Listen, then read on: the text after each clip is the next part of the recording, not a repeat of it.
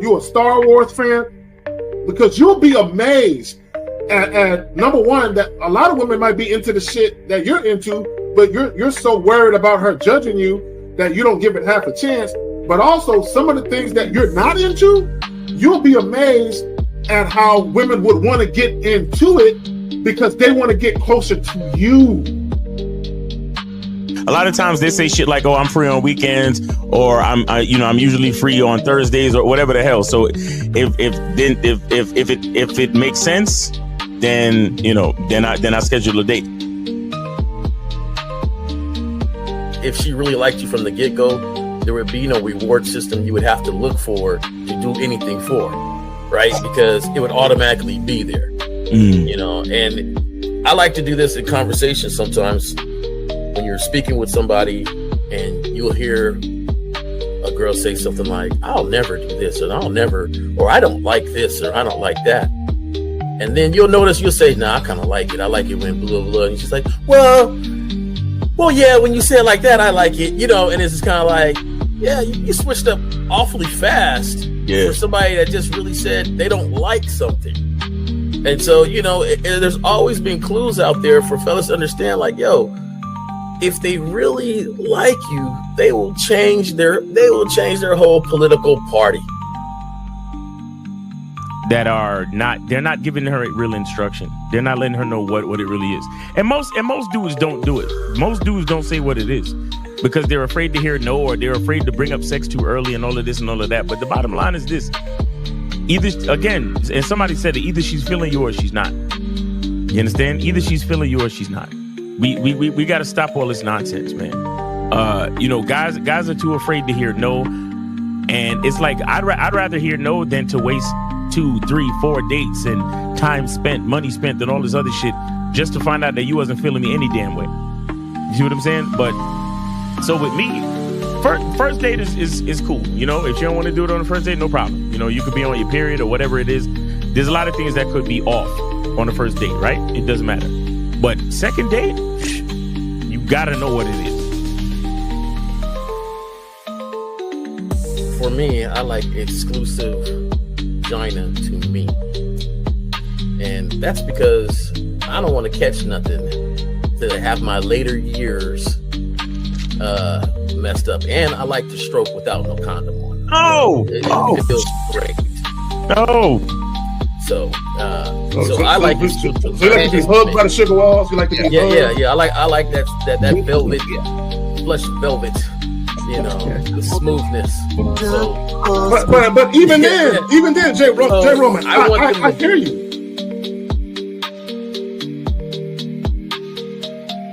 He don't get up for nothing.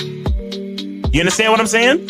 So, and the reason is because he has to conserve his energy to do 3 full workouts a day up until his competition date. You understand? So when he's in season, he literally just works out as hard as he can. Then he sits on the couch and his wife brings him everything. The only thing she don't do is fucking piss for him, right? So what I'm saying is, it's one thing to have a wife that does it, because you said earlier, these were the words you used. You said a woman who says, "Oh, I rock with this dude, so I don't mind doing this." But see, it's a difference between a woman who doesn't mind and a woman who cheerfully wants to do it. Understand the position of a simp. Make sure you understand the position of a friend zone nigga. Make sure you understand that a man doesn't do anything for nothing. You understand? So run the game, be careful, and do what you got to do. And that's right there, J. Roman. And that's the problem. Your main chick should always be prioritized over all the new chicks. Right? The new chicks should not get preferential treatment. Right? So what would make it difficult for a lot of women is if you're giving girlfriend treatment to the new chick. Right? So this is why when you very first meet women, you have to establish boundaries and parameters where they got to earn everything. So that way, when the main chick is with you and she knows you're dealing with new women, she knows they have to go through the gauntlet too. They just don't get shit quicker. Like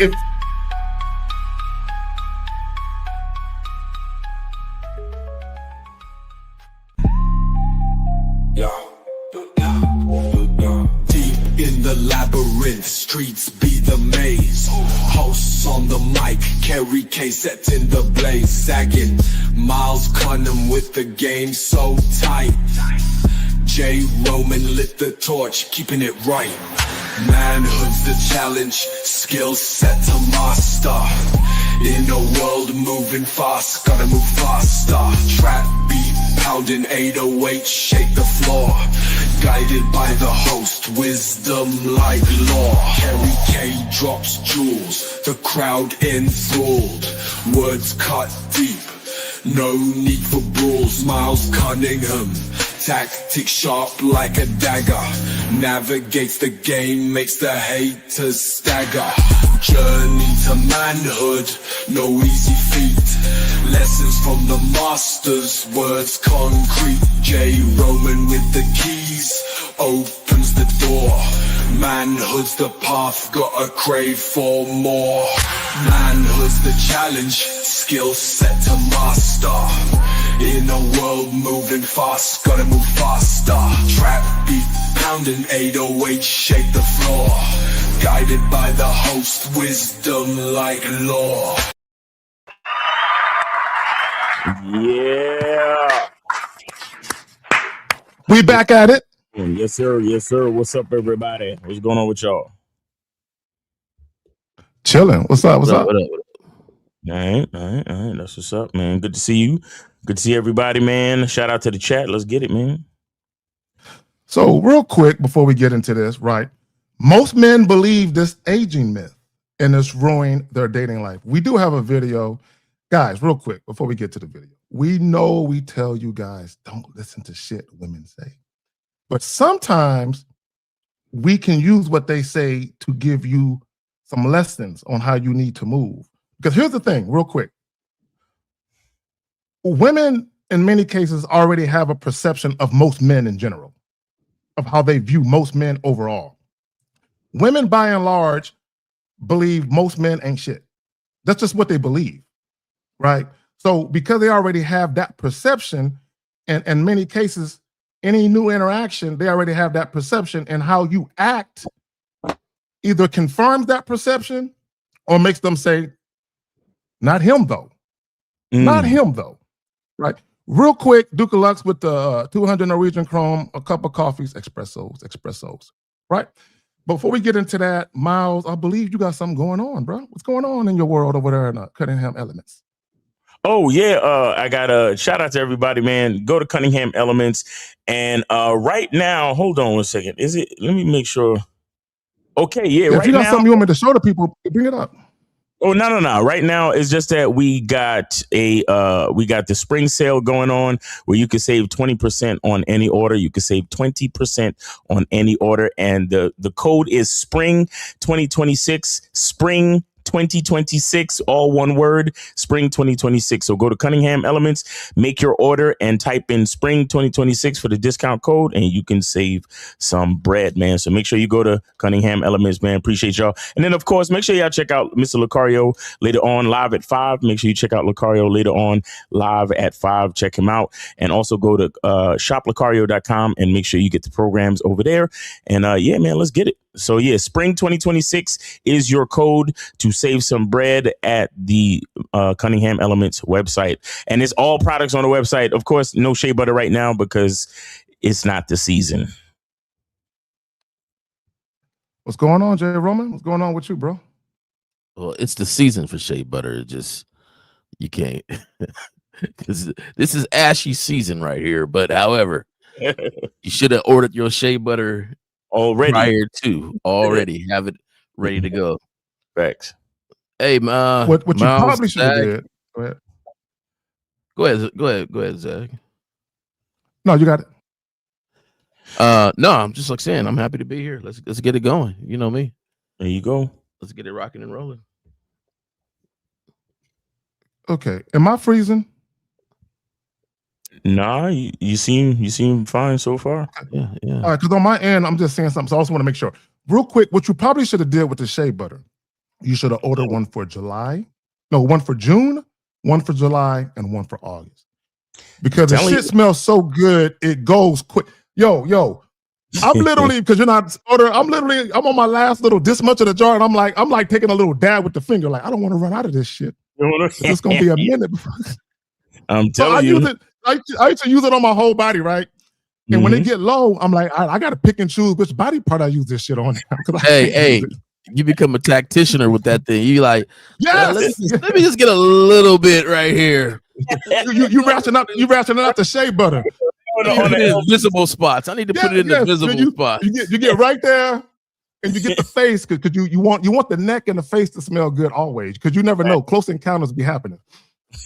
Right. So Miles, whenever you're ready to bring up the video, bro, we can get into it. Okay, yeah, let's get it, man. Hold on 1 second. Let me just get to the get in the inbox joint. And while Miles is doing that, let me just say this because it has to be said. Guys, this is not to shit on men or denigrate men. It's to make sure you men understand the difference between the internet and reality. Facts. Reality, because a lot of times people watch the internet, and because they don't actually have a life outside of the internet, what they see on the internet becomes their reality. So even when they're in. You said what? I'm trying to zoom in. I'm looking at Miles, man. Are you're looking real floral right there? Oh yeah. This is my little Hawaiian shirt type joint. Oh, okay, the Hawaiian style. All right, got the little bro. back. If y'all remember in a movie, Menace to Society, when it first started, and Kane was in class and he had on the shirt, the pastel shit. That shit was popular in the 90s, bro. I had nothing but them shirts, bro. Like the way Kane was, that's the way I used to dress in high school. Bro, in the shirt you got on, bro, Miles, I'm feeling it because I understand. I get it. Sometimes you go on vacation before you go on vacation. You feel me? I do like the black as the base color. You know, if it was a little bit lighter, I'd be like, hold on now, Miles. Hold on now, Miles. Oh man. But yeah, we got the video up. Y'all ready? We get it. Yep, let's get it. All right, let's go. Me being single at my age didn't come from bad decision making, stupid. It came from me never finding the man that I wanted to be with. I don't know in what delusional world y'all men live in where you think that it was all of these wonderful, great men running around when we was in our 20s and we just passed up on all of these great guys. The attractive men when we were in our 20s were doing what attractive men do, which is be players, talk to a whole bunch of different women, and never want to settle down. You do understand that, right? So given that the attractive men in their 20s didn't want to settle down, that left us with ugly dudes with kids, and dudes who didn't have themselves together. It's the same thing now that I'm older. The options didn't go from good to bad. It went from bad to worse, right? Can you pause it? Now, instead of dudes. Can you go back to the very beginning? There's something she said that I have to point out, if you don't mind, Miles. It might be the same thing I was thinking of, too. Me being single at my age didn't come from bad decision making, stupid. Stop right there. It came from me never. Stop right there. Okay. This is what both men and women need to understand. We've all made bad decisions. All of us. Nobody is guilt-free from making bad choices. And a lot of us made bad choices because of our immaturity or our lack of experience, but also we made bad choices for superficial reasons, like most young people do. The issue is you still have old motherfuckers. Y'all about to retire. Niggas in their 40s and 50s still making the same bad choices they made when they was younger. That's it. Y'all got it. My bad. Well, she contradicts herself from the very two sentences she says. She says, it wasn't her bad decisions. She just didn't choose the people, right to be with. That is your choice. That's what I'm saying. That is your bad decision. Finding the man that I wanted to be with. I don't know in what delusional world y'all men live in where you think that it was all of these wonderful, great men running around when we was in our 20s and we just passed up on all of these great guys. The attractive men when we were in our 20s were doing what attractive men do, which is be players, talk to a whole bunch of different women, and never want to settle down. You do understand that, right? So given that the attractive men in their 20s didn't want to settle down, that left us with ugly dudes with kids, and dudes who didn't have themselves together. It's the same thing now that I'm older. The options didn't go from good to bad. It went from bad to worse. Can you stop right there, Miles? Now, instead of do. If guys are really paying attention to what she is saying, this is what guys don't understand about when women do talk, they stay telling on themselves. Every time they talk, they tell on themselves. And the problem is guys aren't really paying attention to what she's saying. What she's really saying is women been settling their whole life. 20s, 30s, 40s. Many of them don't get to be in a relationship with the man that they really want, right? And if they do happen to get in a relationship with a man that they really want, one or two things usually happen. Either the guy turns out to be a cheater, like she's talking about, or he's just something's wrong with him, right? But usually women kind of know that, but they still choose him anyway, right?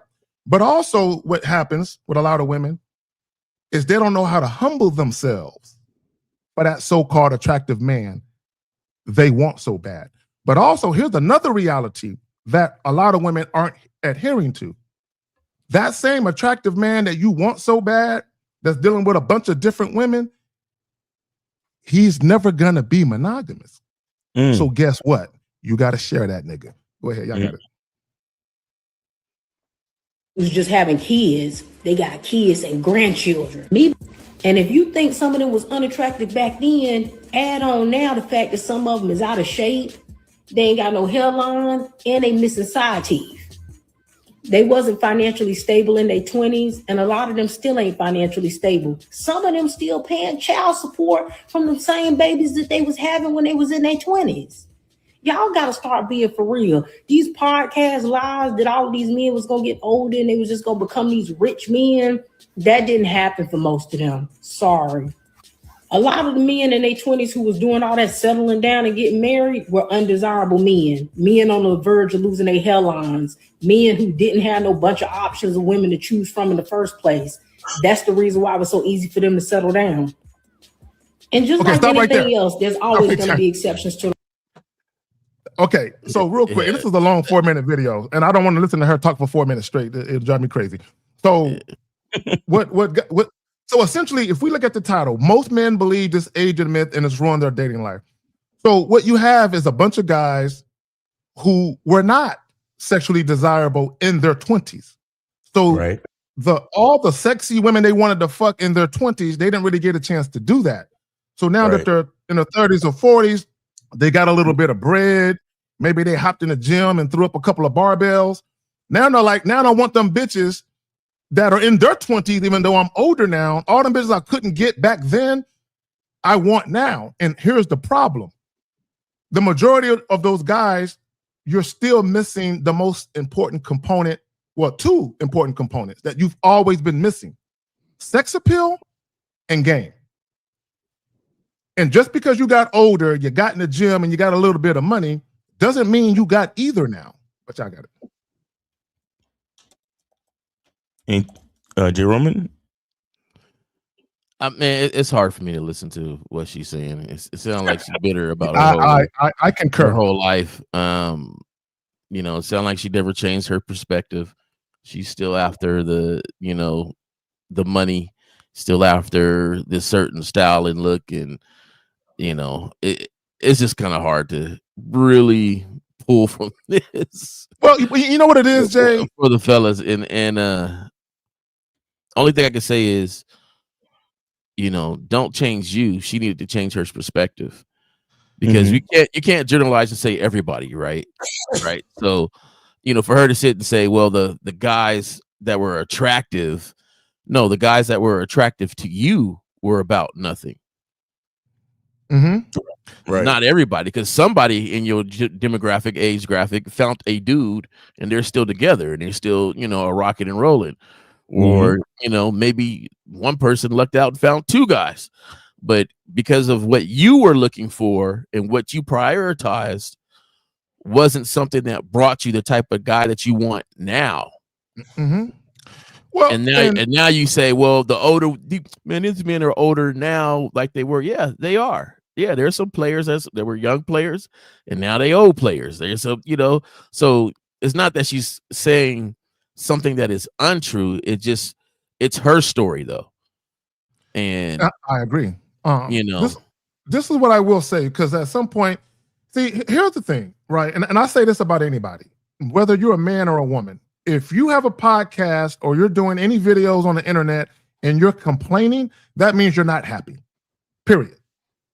And so, and to your point, I guarantee you she has some good dudes. But for whatever reason, that shit passed her by. And now that she's older, she's looking at her life, she's looking at all the years, and she's feeling that cold chill of loneliness. Right? And women can say what they want, right? Because women will say, "Oh, I'm single by choice." Yeah, you might be single by choice in the year 2025, but when the year 2026 roll around, you're like, "Damn, how come all these guys just want to fuck me and nobody wants to kick it with me on the street?" So, and again, and I say that to say this: women may pick and choose to be single for a moment or for a season, but any woman who says, "I want to be single forever, I never want a man," they're lying. I think there's always pluses and minuses for any decision or anything that you do, right? So any style of life that you live, there are going to be some positives and there are going to be some minuses. And so this is the effect of the style that you live. You were out there running around free, having a good time and enjoying your life. You were being a player, because a lot of women that say the dudes are players was actually being players back then too. Right. They had their rosters and their guys and all that stuff too. You know, it's so funny when me and the crew, when we were younger, right? You know, we rode deep. We had our pretty Rickies, is what we called them. You know, the pretty Rickies, the guys that, you know, everybody, oh my God, you know, oh, he's so nice. The girls would be like, oh my. And then we had the whole crew. And we would, you know, we did very well. But there was one guy in the crew that was a good guy. You know what I'm saying? Like, if she's like, which one of you are the, is a good guy? We all would point to him. He's the good guy. Right there. And legitimately so. He was. I hope it's romantic, probably. Yeah, no, he just was a good guy. You know, me, hey, I might have 2-3 girlfriends. I'm not the good guy. This is a good guy back then. Like, he was a good but why we got to be a bad guy if you got 2 or 3 girlfriends? Why back then, I was lying. I was lying. I got you. I was not a good guy. I pretended to be, but I wasn't. This was a good guy. But we would tell him, hey, this is the guy you want right here. Now, he wasn't bad looking. He was just a little quieter, just wasn't a little flamboyant like some of the other ones was. Yeah. And they would not go for the good guy, even when we telling them, hey, this is a good guy. Now, he's not a bad looking dude. So I don't want anybody to be like, oh, he must not look. Nah, he's 6'4", you know. Good. Wait. Hey. He was 6'4" and they still was passing up on him? Yeah. He was, hey, this dude is 6'4". He cooks. I'm telling you, this was a good guy. Oh, shit. But they would pass him up for the flamboyant and other things. Now there's some that'd be like, oh yeah, that's it. You know, I'm not saying he did bad and you know he was dying for chicks or nothing like that, but you know we would always direct them to him. Like, if you're looking for somebody good, this is your guy right here. Right. But you know what y'all did to him though? Like, I think subconsciously, when the women was like, who's the good guy? They were like, who's the guy with the less sex appeal in the group? Yeah, I pointed him. Like, subconsciously. Like, all I know is he became a beast for a minute, and then he had to go back to himself because you know that was his makeup. His makeup is just a little different, you know. But at the same time, it just shows you that what she is actually complaining about is the road that she took and the consequences and what it took out of her to choose the road that she took in relationships and stuff. Because you can't tell me, you know, she said if they weren't a player, they were ugly. Mm-hmm. I know a lot of guys that weren't players and they weren't ugly. That just wasn't their style. Well, see, I don't think she's talking about aesthetics. I think she's talking about like guys who were actually sexually attractive, like guys that women wanted to have sex with, right? And part of that is how they look, but a big part of that and what guys don't understand is your behaviors. Because here's the thing, and I want guys to understand something about what Jay Roman was talking about when the girls asked who's the good guy, and they pointed to him. Women are conditioned to go for those guys, but why didn't they go for him when they had an opportunity?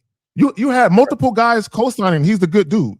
See, this is what guys got to understand when it comes to social conditioning.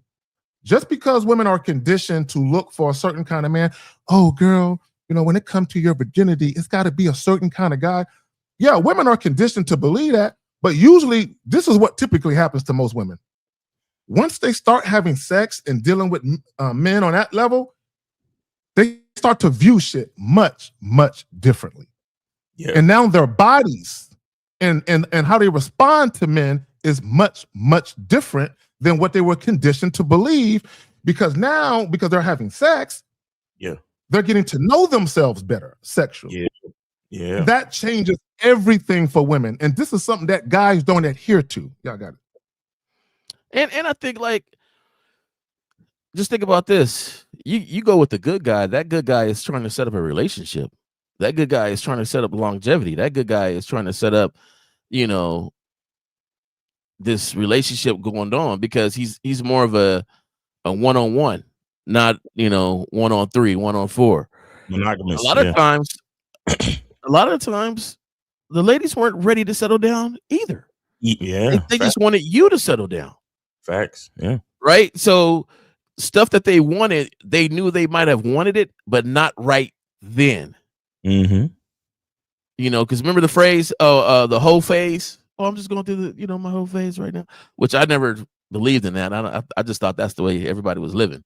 So, but, they weren't really ready to settle down all the times that they say they were looking for that good guy, and they know it, which goes back to your point, Zach, where at some point she probably had a good dude, but it didn't work out because of the way she was moving.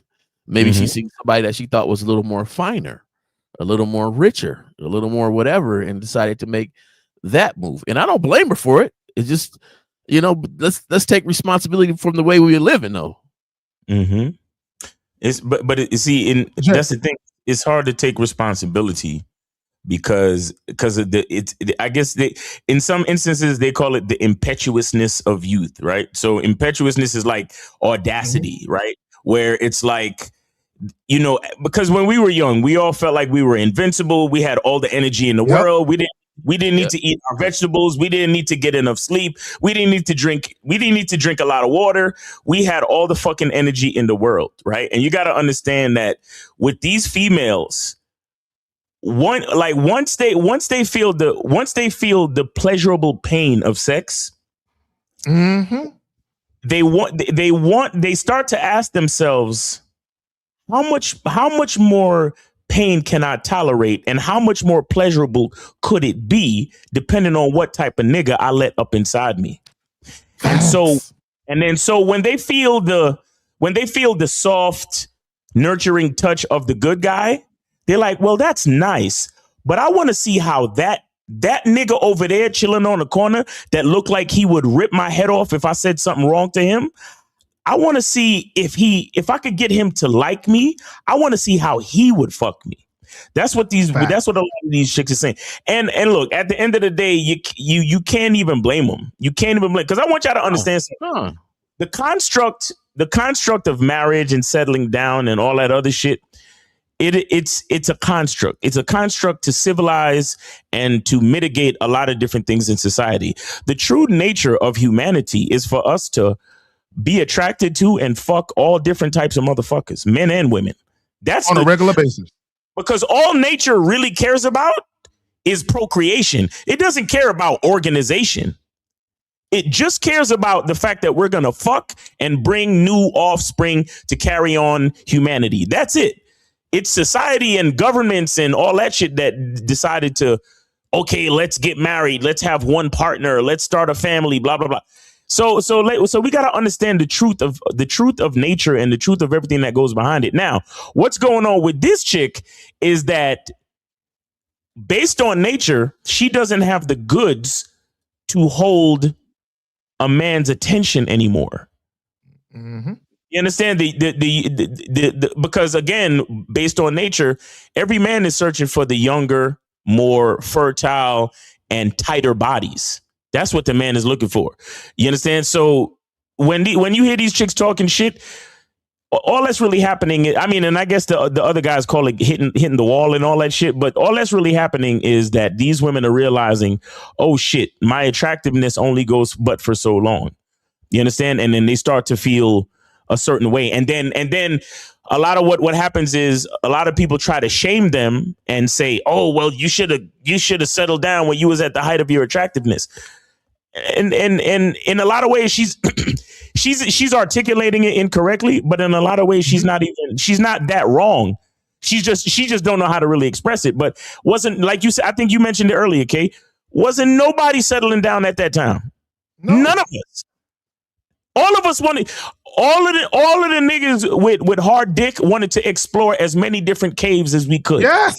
And all the bitches with tight caves wanted more and more niggas to knock the walls back in the cave and they could see how that pleasure feels. That's literally what it is. And if somebody happened to get pregnant, then so be it. But I'm telling you, that is the basis of nature. All that other shit is just societal expectation. Bro, I had a chick one time that was cheating with me. And I asked her, I said, how's your man's relationship? Y'all good? She was like, yeah. And I was like, what brought you here? What brought you to this hotel room this evening? She said, this is what she said. Yeah. I want variety. I want a different dick. Facts. I mean, it was a rhetorical question. I already knew the answer. And this is what guys don't want to adhere to. Now, does it mean that there aren't women who can't be faithful? Of course. But what I'm telling you, though, is for you to meet a woman and assume that she's the one to be faithful is a mistake.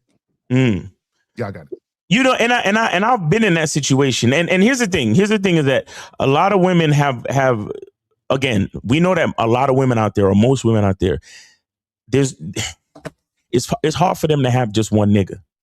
Yes. And I don't mean that they're necessarily fucking a bunch of niggas. But it's not even about sex, Miles. It's not even about sex most of the time. That's where the work husband came from. Because, bro, I've been in situations where I've had like on and off fuck buddy situations, and the main reason why I was on and off is because there's certain times of the year where she had to make sure she kept everything straight for the main nigga. Mm-hmm. Because the main nigga is providing, the main nigga is helping her raise her daughter, the main nigga is paying bills.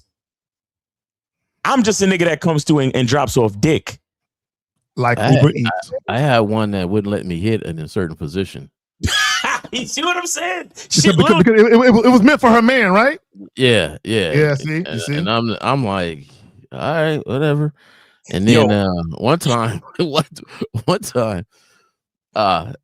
she was like, hey, we can't do it that long next time, because he felt the difference. And I was like, She's like, yeah, he felt the difference. And I was like, oh, well, you gave it to him a little too quick then. Yeah. You got to give it time for the canal. You got to give it time for the snapback. Give it time for the snapback, bitch. What are you doing? Why you? But it wasn't the first time I've heard somebody, no, it wasn't the first time I've heard that before. Yeah. I'm not saying from me. I'm just saying, like, I heard, a dude complain once. It was like, hey man, I went there. It just felt different. Like I knew something was different because it just felt different. And he was like, man, I curved to the right. I felt like I was getting forced to the left. He was like, it's something ain't cool, and it was like, oh, okay, well, So some of you ladies think you getting away with something you don't know. Your body been telling on you for a long time. Roman, I just want to say you're giving guys nightmares. Like, this is what nightmares right here. I'm gonna tell you why. Most of men's insecurities revolve around sex, directly or indirectly. Here's the thing: when a guy, enters into his woman's vagina and he realizes it's been tampered with, that it's a shock to her ego to know that it's a little roomier than the last time he left it. Right. The couch been moved. There's a new painting on the wall. And that's my goal. And ladies, Y'all should know better than that. Y'all know y'all got to give at least like 36 hours. You know what I'm saying? Tell the nigga he got to wait because you know, the other dude then opened you up a little bit. Like, Yeah, and let me just say this. Take a vinegar Go ahead. bath. No, it's on you. I was just saying, hey, take a vinegar bath. Do something. Swell that up. Do something. All right, real quick. Dave with the 5. He says the simple case of societal constructs being at odds with nature. Nature is undefeated. So is the game. I'm glad y'all said that. I'm glad that he said that, and I'm glad that both of you gentlemen said what you were saying. Here's the thing: nature doesn't care about feelings, right? So what society has done is push this thing called love, and they try to make this thing love so important that love can somehow supersede and defeat nature. Love can't do that. You know what I'm saying? Love cannot do that, right? And what guys have to understand, even when women are faithful, right? And again, I do believe there are some women that can be faithful. I don't believe it's that many of them, right? But I do believe that they can be, right? And here's another reality for y'all. I firmly believe that a woman can be faithful in one relationship and cheat in another. Of course. Period. And I say that because I've cheated in one relationship and was faithful and didn't cheat at all in another, right? So I know for a fact that if I can literally cheat in one or two relationships and literally be faithful in another and not cheat at all, I know women are capable of doing the same thing. So this, once a cheater, always a cheater, I believe it only has validity to it in the same relationship. Like if you cheat, and a significant other find out about it, I believe once a cheater in that particular relationship. But it doesn't mean you're going to cheat in the next relationship. It don't mean that. Right. Yeah, I got it. If you want to continue the video, man. Okay, man. Real quick, I just want to talk about the fact of this is why I talk about masculine identity. And a lot of guys, I keep trying to beat it home. And a lot of guys really not picking up what I'm putting down a lot of the times. But a masculine identity, a part of it is how you show up for any particular woman. And sometimes you'll find that there are men out there who try to be everything to a woman. And that's a huge mistake, because when you try to be everything to a woman, you do that because you are trying to mitigate her possible desires for other men. Right. So you figure, well, I want to be her everything, so she don't have to go to no other niggas. She don't need a work husband. She don't need a male best friend. She doesn't need an emotional tampon. She doesn't need a big brother. You get what I'm saying? So there's a lot of men out there, they try to be everything to a woman. And here's the thing.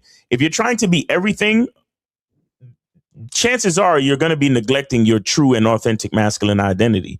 And so when you realize that the only thing you can be is who you are, then you're gonna have to deal with that. And this is why you got to be who you are to attract compatibility. Because if you're exactly who you are, and then you meet a woman, you're not really compatible, but you serve one of the purposes, then understand that more than likely you're gonna get cheated on. And I'm not even talking about sexually, but you're gonna get cheated on emotionally and otherwise. You understand? And even if your masculine identity is perfectly compatible with that woman, there's still gonna be other niggas in her, in her wheelhouse trying to get in and orbit in and shit. And she might entertain a few for different particular reasons. You understand? So you gotta be so fucking confident and so steadfast in your own identity. So because a lot of these niggas, when it comes to the body count questions and, let me ask you about your past. And if you anybody ever ran a train on you and all this other shit. It's like, bro, like if you got any time to worry about that, then you already lost. You already lost. That's why you just got to be who you are and stay steadfast in your masculine identity and keep a mover from there. If a bitch gonna stay, she gonna stay. If she gonna leave, she gonna leave. You understand? If she gonna stay for 5 years and then get that 5-year itch and then her pussy start itching and she about to go, then it is what it is too. None of us can do anything to fucking stop this. And the more you try to do anything to stop this, is the more you're going to lose and the more you're going to look like a bitch. So, again, I just wanted to reiterate that about the masculine identity, because we can't control anybody at all. And I'm glad you said that. Go ahead, Jay. No, I would just add that that's consistently all the way through your life. Yeah. Right. It's not just a young thing or, you know, a 20 thing, a 30 thing, because if you just take what she's saying right now, she's complaining right now about getting older and having to deal with the same type of dudes she's dealt with her whole life. So which means she hasn't changed herself. Yes, which means she hasn't changed any herself. So you already know if this is a woman you get with the same thing that she's acted in her 20s, she's just acting now in her 40s or in her 50s. So the possibility to get finessed in your 50s and 40s and all that stuff is still there. You still have to set up your identity and have that be a solid thing all the way through your life. You can't let it down when you're in your 50s and be like, okay, everything's going to be good now. Right. It doesn't work like that. Go ahead, Kate. Go ahead, Zach. Yeah, let me say this. So real quick. So Justin says, it's like you say in business, when you aim to serve everyone, you end up serving no one. Look, even if you look at like Rodeo Drive in Hollywood, they cater to a very specific clientele. Very specific, which is why there's no prices on their shit when you go into the stores. Right? Because the only people they cater to is people that can afford it. They don't give a fuck about the common man or the common woman. Fuck y'all. You know what I'm saying? They don't care. Right? Just like Ferrari. You cannot just go buy a brand new Ferrari. No, you can't. Not only that, but you have to sign a contract where you can't do any alterations to it without their approval, and you can't sell it to just anybody. Right? And if you do, and Ferrari find out about it, you can never buy another one. Right? That's how peculiar they are about their fucking brand. Right? And men are not peculiar enough. This is why I don't like compromising. If you think about compromising, and this is what society and women want you to do. When you compromise, you get some of what you want, not all of what you want. To your point, Miles, about your masculine identity. When you compromise with women, you're literally saying, I'm going to settle for 50% of what my masculine identity demands instead of the 100% that I fucking deserve. Right. That's the problem. I'm not compromising for shit. This is why, guys, when you meet women, you don't make adjustments in your life for them to fit. It's like buying a car with no warranty. Bitch, this is as is. Right. You either coming into the situation like this and dealing with me on my terms, or you can fucking bounce. It's not negotiable. And it's not about you being mean. It's about, I work my life to get to a certain point in life, to enjoy my life a certain way. And any woman coming into my life wanting me to make accommodations and adjustments, you're literally telling me all that shit you work for, put that shit to the side for me. Ain't no fucking way. Y'all got it. All right, let's get back to the video real quick. The rule, and I'm sure some women got lucky and they were able to find desirable men to settle down with in their 20s, but the exceptions don't make the rule. And I argue how many of those women and men are still married to this day. How many of those marriages actually lasted? Shout out to the ones that did.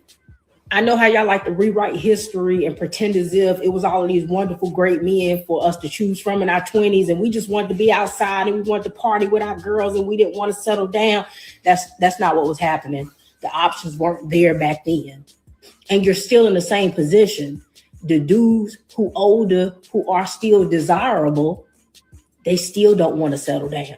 Nothing changes. Right. Nothing changes. Right. It just gets worse. See, I want to say this real quick. And it goes back to what I was saying about, the truth about the nature of nature and how nature doesn't give a fuck about all this stuff.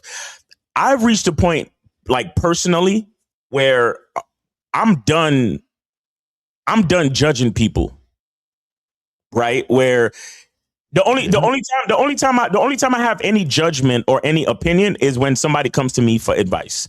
Okay. And because it's what I do, and because we're on these platforms, we'll give the advice as it comes in. As the questions are asked, I'll answer the question. But when I say I don't judge people, if you doing what you're doing, man, understand that life is going to be what it is. And like you said earlier in the show, Jay, everything comes with pros and cons. Everything comes with a good and bad side. So if you a 17-year-old nigga and you out here fucking raw and you getting bitches pregnant, if you come to me and say, Miles, why is my life so fucked up and chaotic? Well, I'm going to tell you, you're making reckless decisions with your raw seed, homie. Right? But before you come to ask me the question, nigga, do you. You know what I'm saying? Do you, because that's a life that you chosen to live. A nigga like me though, I've never been reckless with my seed. I don't have any kids. I don't plan to have any kids, and I ain't never had no vasectomy or nothing like that. You get what I'm saying? I'm just a little bit more selective with my shit and I know I don't want no kids. So I make my decisions. And here's the reason why. Here's one of the main reasons why I don't judge. It's because I don't want any of you motherfuckers to judge me neither. Because I'm sure there's niggas out there talking about, damn, that's crazy. Miles is 44. He ain't got no kids. Something wrong with that nigga. Hey, whatever. The bottom line is, everybody's here to do what they do. The beautiful part, or I think the part that everybody needs to come to terms with, is we need to accept our masculine identity. We need to accept the consequences of our actions. And we need to realize, okay, this is the life I chose. Either I'm going to be cool with it and make my next move my best move, or I'm going to regret it, have issues, and then have to come to guys like me to ask questions. You see what I'm saying? But in general, man, I'm done judging motherfuckers. If a bitch got 1,000 body count, I'm happy for you, bitch. If you got 16 kids and you worried about why your life is so fucking chaotic and you still fucking bitches raw, hey man, have your fun, fuck raw pussy, get bitches pregnant, do your thing. Because shit, we need procreation at the same time. So it's like, look, I'm done judging motherfuckers. But if you come to me and ask questions, why, then I'm gonna have to explain the truth to you. You know, let me say this, and shout out to BD. He said he's 51-year-old with no kids. Yo, I know a lot of niggas in a mid, late 40s, 50s that never wanted kids. They're like, man, I got nieces and nephews. I'm better than good. You know what I'm saying? And the reason why, they always wanted to be on the go. Like, I can move around when I want. I ain't got to wait on nobody. I ain't got to wait on nothing. I ain't got to change. And some niggas, like, I ain't changing no diaper, nigga, ever in life. You know what I'm saying? So there's some dudes that just feel that way. Like me, I changed so many diapers, nigga. I need a deal. Hey, Huggy need to give me a deal.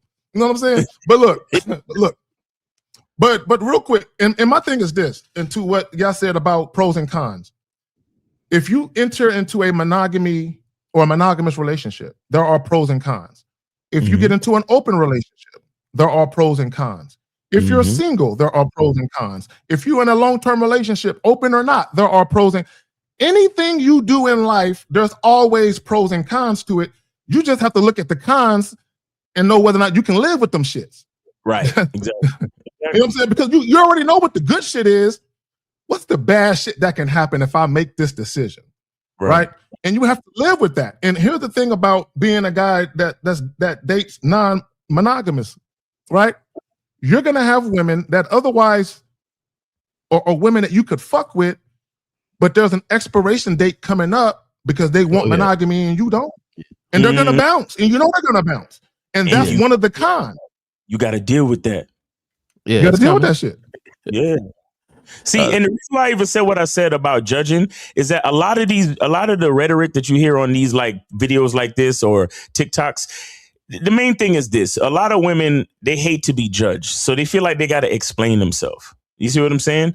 And so that's why I brought up the whole thing about judging. And because I'm like, if she understood what I understood, she wouldn't be making this video. Because if you fucked around with a bunch of, you know, attractive, desirable niggas in your 20s and 30s, and now in your 40s you can't find nobody, that's just the result of the choices that you made in life, and you got to deal with it. That's it. It doesn't mean you're a bad person. It's just that's the result of the choices. But go ahead, Jay. No, I was saying, you know, I don't knock her for the way she wanted to live. You just got to live with the consequences, you know, like we're all talking about. Once you know the consequences, what happens is a lot of times with people who kind of grow and they have to be over defensive of how they're living. Yeah. Because they start listening to so many people talk about how they're living. Exactly. And so now you got to really, really explain your decision on why you didn't want to have kids and why, you know, and then you got people, hey, you never want it? You never have it? Da, da, da, da.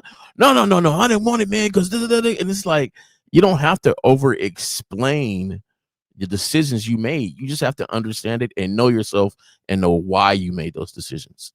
Exactly. You know, me, I'm a legacy guy. I want to continue this name. A long time ago, I met a guy and he was the 5th. And I thought, man, that's cool. That's cool.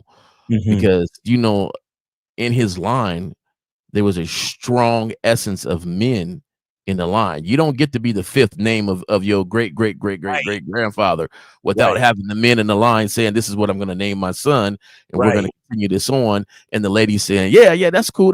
Like, no, I know this is what we're going to do. So that hit me one time, and I was like, you know what? Yeah. I hope I am the type of father where my son will want to continue this name and go from there, you know. And so when I met that dude, he's actually the second person I met that was a fifth, you know, in modern times right now. And I thought, man, that's cool. So I believe in that legacy, but it comes at a cost. There's pros, there's cons. Yep. I'm like Zach. I didn't change a lot of more diapers than I want to change. You got to raise.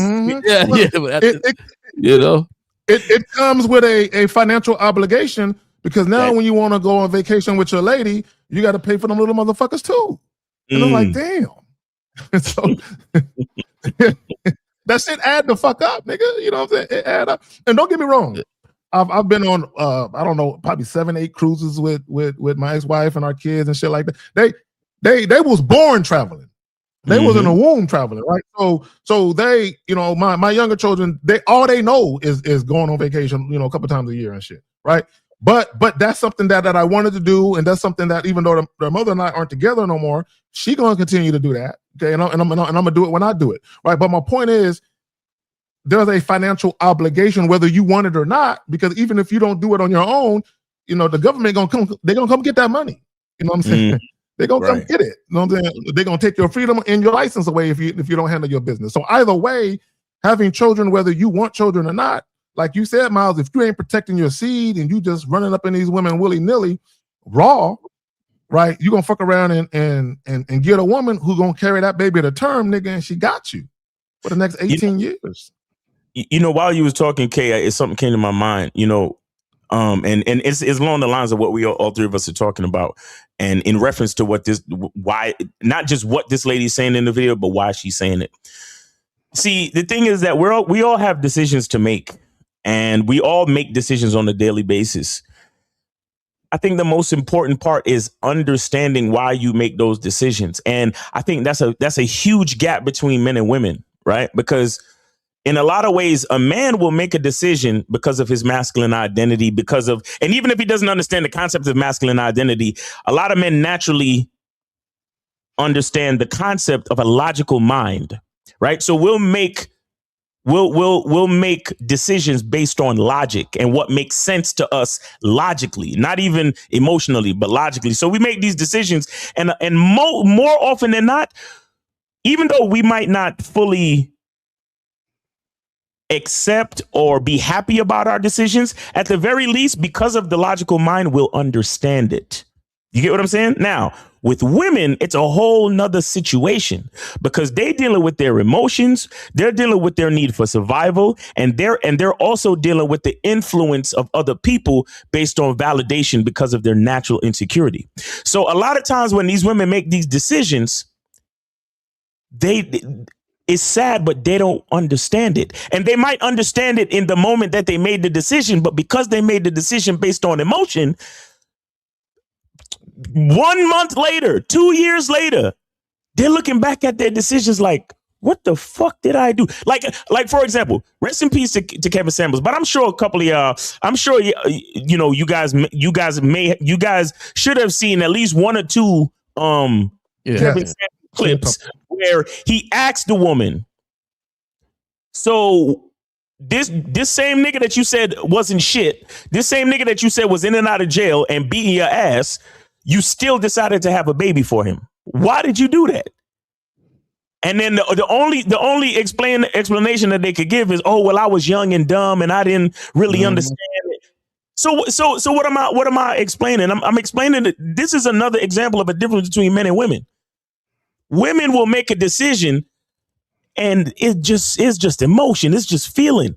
And so when they look back at their decisions, it's like, God, what the fuck was I doing? Like, why was I fucking the drug dealers? Why was I fucking the scammers and the thugs? Why? Because logically, it don't make no fucking sense. At least as a man, you can look back and be like, well, you know, I fucked that chick raw because I wanted to feel I wanted to feel it. And maybe that was a mistake, but I'm a man and that's a decision that I made and that's what it is. Yeah. So that's why you don't see a bunch of niggas getting on TikTok talking about, hey man, you know, I made a decision back in the day and I don't blah, blah, blah, blah. But you see all these fucking women on TikTok like they talking to their fucking therapist, but they therapist a fucking cell phone camera. Hey, well, you know, y'all trying to act like there was so many. She talking about they was trying to act like there was so many choices of good men. Well, it wasn't no good men back then, and it wasn't no good men today. So what the fuck you want from me? It's not my fault. You see what I'm saying? To your point, and you alluded to this earlier, women want a man to be everything. They're everything. And it's impossible. Okay, it's impossible. So real quick, and this is why I talk about sexual attraction being illogical. If you think about it, is it logical to have a one-night stand, a weekend fling, have sex with someone you literally just met? There's nothing logical about that. But people do it. Why? Because sexual attraction is illogical. And this is why as a man, you have to know what you're doing too, right? So there has to be some practical thoughts to you making this a logical choice. This is why you can't have sex with women who disrespect you. Because guys, you're already doing something illogical to begin with. So you have to stop to think, because we know there are pros and cons associated with everything. There are pros and cons associated with casual sex too. Yep. So because of that fact, even though you're going to engage in sex, which is illogical, at least be logical about how you do it. So that way you can limit your exposure to fuck shit, which is why we tell you guys, don't be spending the night with bitches. Don't be having unprotected sex. Don't have sex with women who don't respect you. Don't beg for pussy.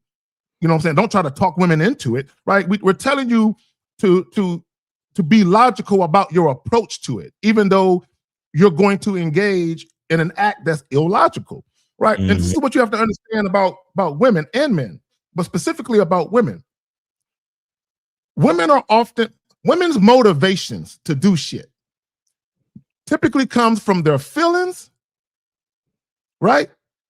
It comes from their feelings and their emotions, them wanting to feel something, period. So they're motivated to do shit. Well, let me say this, though. I left something out. A lot of women's motivations are based on their insecurities in their feelings. Their insecurities in their feelings. You say it. I was going. What do I mean by insecurities, right? There are women who will literally have sex because of their insecurities. They will have sex because of their insecurities, right? Yeah, so if women are motivated to make decisions, primarily, I'm not saying that women can't be practical. In many cases they can, but oftentimes they're not. So if women are mainly motivated to make decisions based on their insecurities and their emotions, as a man, this is why masculine leadership is so important. You have to protect women from themselves, because in your interaction with them, if both of you are mutually attracted to each other, you know you're going to be practical, but she's not. Somebody has to be logical so the interaction can actually go forward. Y'all got it. Facts. Y'all want to get back to playing it, or are we good, or what? No, I would say this too, with just kind of off of both of you guys, is that masculine identity is going to be there no matter if a woman's there or not. Right. Because that masculine identity is really for you. And I had to explain this to somebody. You know, they will always talk about program, and I'm talking to them, and I know they listen to somebody like, oh yeah, she's not on my program. And I had to tell them, like, you do know your program is for you. Yeah. The women in my life would never be on my program. They'll be in my world, because this is the world I set up for me. And if they can't live in that world, then they can't live in that world. But my program is for me, just like that masculine identity is going to be for me. So that way I don't start sounding illogical and sounding emotional, because I have to stay intact. And that's the thing that we see nowadays, is that a lot of guys who don't have that masculine identity start to sound emotional and illogical with their decisions. Like a woman. Just like blaming different things. And it cracks me up when she was like, good men, weren't them when they were younger. And we all know younger men are more easily to manipulate to do what you want them to do. Facts. So for you to tell me that there was no good men then, it just lets me know that your priorities wasn't there then. You weren't prioritizing trying to settle down and do all this stuff. And she has to be honest with herself, and just like a lot of people, not just her, not just females, stop lying to yourself. A lot of individuals need to stop lying to themselves. Facts. Something that also, I thought we were going to get to with the age here is that as we get older, we have to accept the fact that we're getting older. Now, it doesn't change, to me, it doesn't change my freshness, but it just changes the fact that I don't mind getting older because that's what I'm supposed to do. We have this essence of, we got to do something to look younger and be younger. To me, it's to be in shape. If you want to be in shape, then be in shape. But, it's to the point now. She makes the comment about the dudes and what they look like. They're bald, getting chubby and all this other stuff. Even a woman put on makeup wigs and all sorts of stuff, BBLs and tummy tucks and all this other thing. But now guys are doing it too. Did you see the boxer with the wig was flipping in the hair? Shit fell off when he got hit in the fight. Yeah, it fell off. I was like, goddamn. Like, hey, now, do we look younger when we got hair? Yeah, we do. Yeah, you look younger. But if you start having a parking lot in the back of your head, it might be time to cut it pretty soon. Some dudes don't have to worry about that. Right. I know a 60-year-old dude, he got a full set of hair, and maybe that's a wig. I might have to do a live stream without a hat on to show you I still got a hairline and shit. I might have to do a little live stream without a hat on one day and shit. Yeah, go ahead. Yeah, well, I mean, it's further back than it used to be, but I still got a hairline. It's still a crisp look. You can still say he got a lot of forehead, but I can see the hairline, though. I can still see it. Yeah, go ahead. I just get to wondering what are guys really, what's their priority when they start to put so much time into still looking as young as they can look. What is your priority? What is your identity? Is it made up off of how young you can look? You no longer have verbiage. You no longer have game for yourself. You're trying to preserve this young look just to make it happen. And I think that's when that starts happening, it makes me think you're trying to preserve that young attitude, and we haven't learned through any of the experiences that we have. Right. Oh, hold on. He said, Cap. No, there's videos of me without a hat on. You know what I'm saying? There's videos out there. You know what I'm saying? Like, come on now. You just got to go find them. They're out there. Like with a hair curly with the Murray's grease, super curly and shit. Yeah, go check them out. You know what I'm saying? The hairline's a little back. I used to have waves that were dipping, man. My waves was dipping. And then the waves found the coast. And they started hitting rocks, nigga. Yeah, it started hitting some islands. It is what it is. But before we get back to her video, I do want to say this real quick when we get back to the title. Most men believe this aging myth and it's ruining their dating life. Now, here's the reality, right? Can you get yourself financially together and then women start dealing with you? Yeah, because they're getting older and they want a family environment, or they want to quote unquote settle down, and you look like you got a nice place for them to settle down at when it comes to money. See, this is what guys think. They think sex appeal is about finances. That's what they think sex appeal is. Now, will a woman have sex with you to get access to your finances? Yes. But that's not the same thing as women. I need you guys to understand the difference between women having sex with you because you have resources versus sex appeal. When you actually have sex appeal, women are down to have sex with you with no strings attached. Meaning you ain't got to buy them nothing. You ain't got to pay for shit. Right. A lot of these guys that believe women age like milk and that men age like fine wine, they can't really get casual sex like that unless they're paying women directly for it, right? Unless it's an escort or something like that, right? So, okay, now you're older, you got your shit together.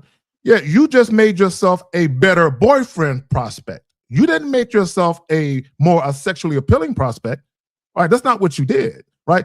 And even if you get in the gym and all of that, right? If women actually like the way you look and you look younger than you actually are, you look good for your age, will you get noticed? Yeah. But guys, if you spent your 30s and part of your 40s doing all of that, and you didn't work on your mentality and you didn't work on your emotions, when women deal with you, you're still that same nigga you was in your 20s. You just a little buffier, balls, and you got more shit. But y'all got it. All right, let's get to the video. Get back to the. All right, here we go. Thanks, Zach. Thanks. I would tell you that's what I was trying to say, and you just said it better. I appreciate that, man. That's the part you missing. So there's nothing that I can warn That's what we hear the other for. girls about except letting them know that if you think it's bad now, it's gonna get worse. Argue. Who's coming to my party? Yes, y'all. Okay, man, we can get up out of this if you want. It's done, right? It's good. That's it. Oh, okay. Yeah. Is that the same lady? No, this is Tasha. I don't know, but she came there kind of loud. No, she came there. This video is from her channel. Was she gonna speak on that video, or was she just? I think she's promoting something. Oh, all right. Yeah, I'm good though. Yeah, I'm just she's she seems to be promoting some event she got coming up or something like that. I don't know who she is. Yeah, so. I think that was the end of the video. I believe that was the end of the video because usually, like you said, like even when you watch the video, you can see there's mad promotion all over the imagery of it, right? So just for y'all to know, Tasha K is like the internet version of Wendy Williams. She's the one that Cardi B sued the other day for defamation. I don't know if anybody was paying attention to that. Yeah, I know. But, yeah, she's been around for a good minute. What did she say about? I think she was talking about her cheating on. Remember when her and Offset was first getting rocky? She exposed that she was cheating on Offset, and so I think that's what it was. And then Cardi B sued her for like 2.1 million. She's actually still paying it back right now.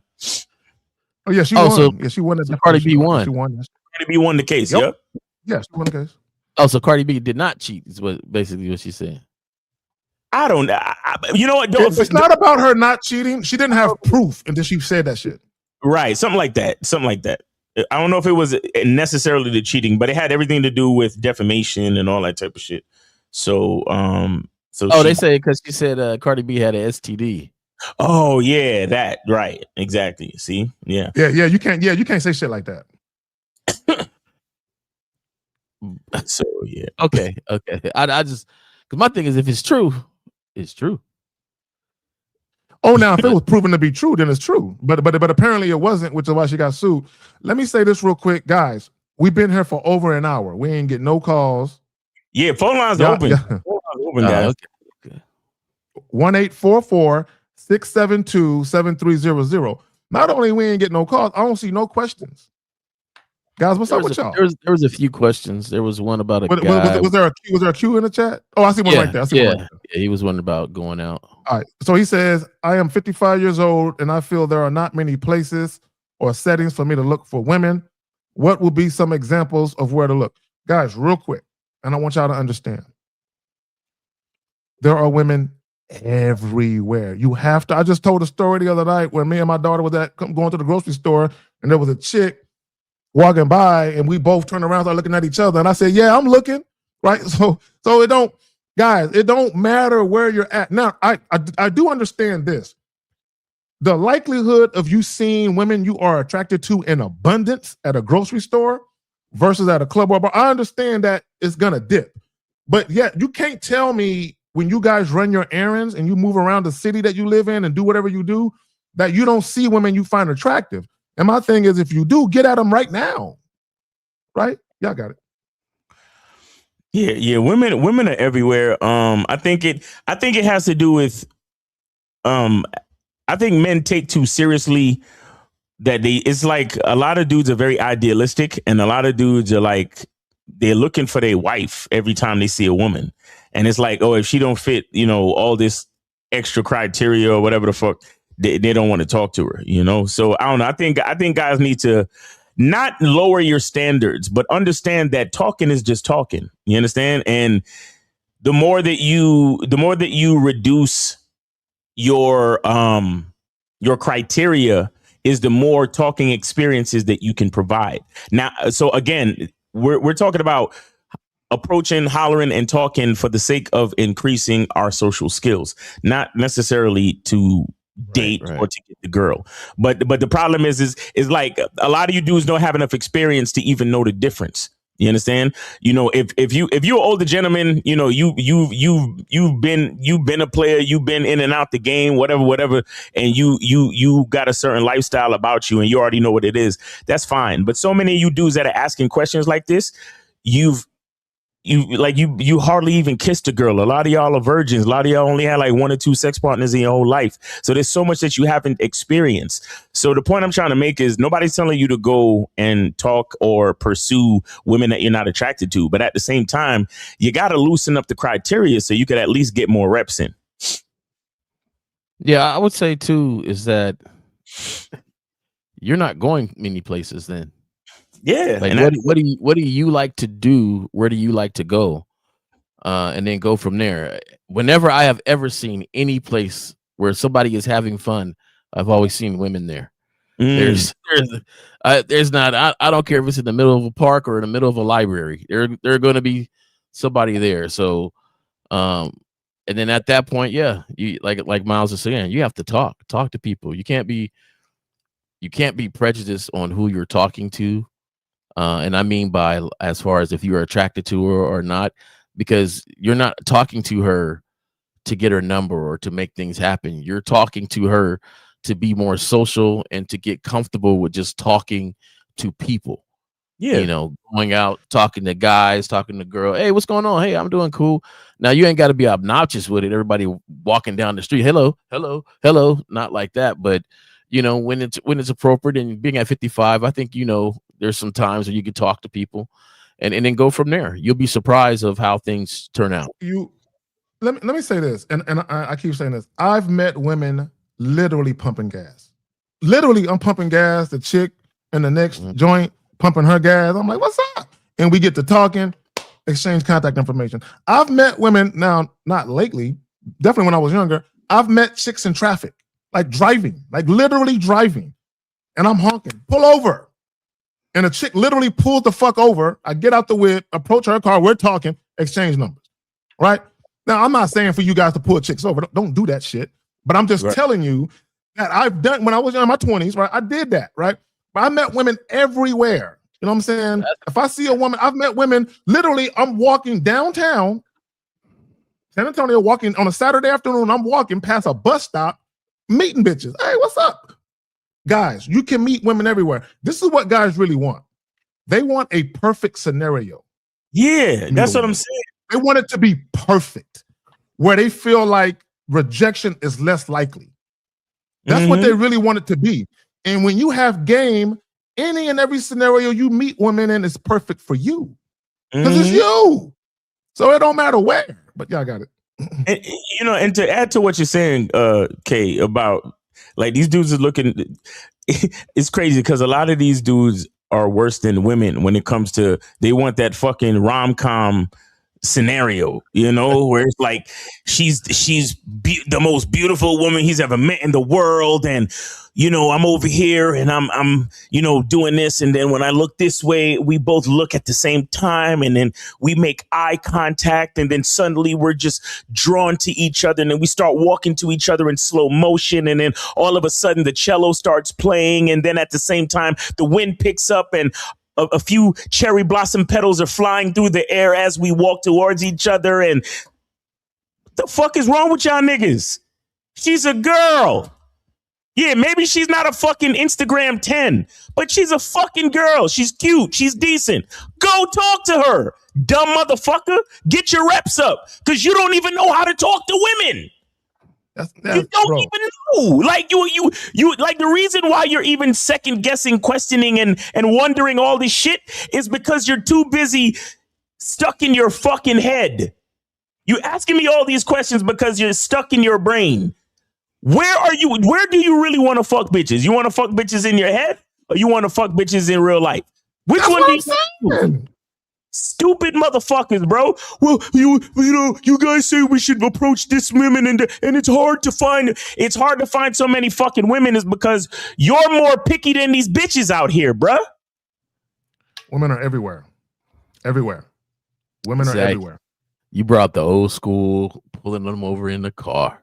Pull them up, bro. I did that shit a bunch of times. Bro. Hey man, so many times. Hey, right there. You honk your, and you be like, "This is what you do. You honk your horn, and you do this." And then they roll their window down, and they nod yes. You're like, "Pull that motherfucker over there." Over there. See, yeah, that's when you hopped out first. Let them see you. Like, look at me. You know, they would stay in the car. You roll up to the car. You got to try that next. You know, hey, get out the car. Let me see. Yeah, because you want to see the body now. Because all you see is the head. You see the face. The head. Like. It is deceptive. There be so many times. Very deceptive. Like, oh. So like, get out the car, man. Them days were. I see with technology and tinted windows, it kind of took those days away. Yeah. And plus, I'm too old to be honking at bitches, nigga. And I'm not getting out. I got stuff to do. Now, what I will do, like if I'm in bumper to bumper traffic on a busy road and I'm next, I will roll my window down and talk to a chick. Hey, what's up? But like as far as like going 50 miles an hour, pulling bitches, I'm done doing that shit. Well, I don't even see a lot of guys doing that period anymore. Because back then you would see somebody do it and you know what was happening. Yeah, you'll see what was happening. You'll see them pull off in the car. Like, oh, okay, you got her in traffic. You know what I'm saying? So we used to get them in traffic.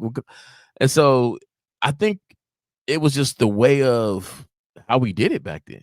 Like, it was a lifestyle. Yeah, it was a lifestyle to deal with women. It wasn't considered aggressive. That's what Dreamcast. It was a lifestyle. That's what I'm saying. And that's what a lot of guys don't get, bro. Like, guys, you know how it was when as soon as you left your house, any chick can get it. Is young bitches with their kids. You complimenting, you flashing smiles, you saying hello. Hey, what's up? Hey, I like that dress. You looking good. You have a nice day now. All right now. I see you, mama. Okay, mama, take it easy now. You have a good day. You get like this is what we used to do. And then when we met up with the fellas, oh shit, it's on. Man, that's what I'm saying. It was an unspoken rule. It was an unspoken rule of who could come back with the most numbers. Niggas didn't even have to say nothing. Sometimes a bad bitch will be walking down the street and you have to push your nigga out the way to go get at the bitch before exactly. I got it. You little niggas, I'm sorry for y'all. All of y'all grew up on screens, and all y'all know is to be stuck in the fucking basement playing video games. Niggas like us, we was out in the jungle. Hunting. Swinging from tree to tree. Jumping from tree to tree, hollering at different motherfuckers all day, every day. This is what we did. You little niggas talking about, what do I do if anybody's looking at me while I talk or approach? I have approach anxiety. Shut the fuck up, nigga. Go outside and holler at some bitches. You shut up, man, for real. And you talk about getting you talk about getting rejected by yourself. Get rejected in front of your boys. Nigga, we got rejected. No, we got group rejected. I got it real quick. We got group rejected. It was me, one of my brothers, and like 2 or 3 other partners. We had went to Tony Rama's, I believe. That was the name of the steakhouse back in the day. We had went to Tony Rama's. And I told this story a couple of times. We was downtown. It was at night. And it was a group of us. We ran into a group of chicks. And those chicks at some point were like, y'all got any more friends? They rejected all of us. They rejected the whole group. Right? So, and let me say this. It was me and a couple of homies, one of my best friend at the time, his older brother, and one of their friends. We all lived together. 4 of us were living together. Right? This is back when they had landlines, caller ID, and all that shit. Right? If you gave a chick your number and you called that landline and one of them hyenas answered, it was like, where you meet Carrie at? Oh, so y'all just met? Oh, so you don't really like him like that yet, right? Y'all ain't fucked or nothing? Oh, really? Right. So what's up? Niggas was hijacking phone calls. Yeah. And you didn't, I didn't get mad. It's just one of those, all right, nigga, I got you next. Let a bitch call up for you, nigga. Right? Yeah. And we didn't get mad. It was literally like an understanding. She ain't your girl, dog. She called, what's up? Bro, we literally cheated. We treated chicks like little baby zebras. And we was lying like, nigga, we hunting. Right? I need you guys to understand. Y'all got it. But it taught a lot of different lessons that we take for granted now. Yeah. Right. So there's times I was talking to a chick, or one of my friends was talking to the chick, and she looks at the next homie and you realize like, Yep, she want that oh, nigga. okay. Now you turn it. Hey, you digging my homie? Yeah, I'm trying to, but hey, yeah, whatever. Next, hey, bro, come here. Right. So we had game that was for everybody. Like we didn't hate on each other. We didn't. We literally helped the homie get in there. Hey, come here, bro. Come here real quick. We helped the homie get in there. We also was able to take rejection. We also did like you said, everybody got rejected. We laugh about it. If you got rejected individually in front of everybody, you ain't gonna hear. You gonna hear about that. Yeah, we do make fun of you too. We do that. It taught you how to not waste time in approach, right? Because you couldn't just see a girl with your homies and be like, "Ooh, I'm gonna get at that a little bit later." Right. You turn around, your homie is at it. Right. He is at it, and she's smiling. You like, man, that was my smile, man. I knew she was friendly. It just kept up where you had a lot of confidence to do what you did, no matter how it turned out. Right. And that's the thing. Like we took the good and the bad with it at the same time. Right. I ain't gonna say every girl ever hollered at was just like, oh yeah, you cool, you the one. Nah, not everyone. And on top of that, you talk about hyenas, man. We had a pack of wolves. Like there was one time one of my group was talking to two chicks. There was two guys. The third one rolled up and said, "Hey, cut all this, choose." She was like, "What?" He's like, "Hey, we all fresh, choose." Right. Hey, let's not, so. and rejection wasn't even a bad thing back then. Nah, it wasn't. It really wasn't. But we would just clown on some, But real quick, the clowning, it literally hung up because they might hang up if I don't say nothing. 491, can you hear me? Yes, I can hear you, sir. All right, hold on one second. Go ahead, Kay. Real quick, the clowning, it wasn't like we're just making fun of niggas because we all got rejected. It really toughened your skin. That's what it really did. It made you less sensitive to shit. But y'all got you didn't care no more. I don't care. Right. 491, you are on live with the Manhood is a Skill Set show. Name, age, city. How can we help you? Hello, Miles, Kezag, J. Roman. This is Ahmed. I'm calling from Germany. I'm 31. Also, where did you send your support for the show? I sent it to Kezag on the paper. Oh, okay. All right. Kezag, you got it? I'm checking right now. Yeah, we good. All right, great. All right, go ahead, caller. Yo, actually, I wanted to ask about a video Kezak did the other day, and it really resonated with me. He was talking about how the reason why you can't be sexual with women is that they believe that you're not desirable, and that really resonated with me. I was like, oh, this is actually true, because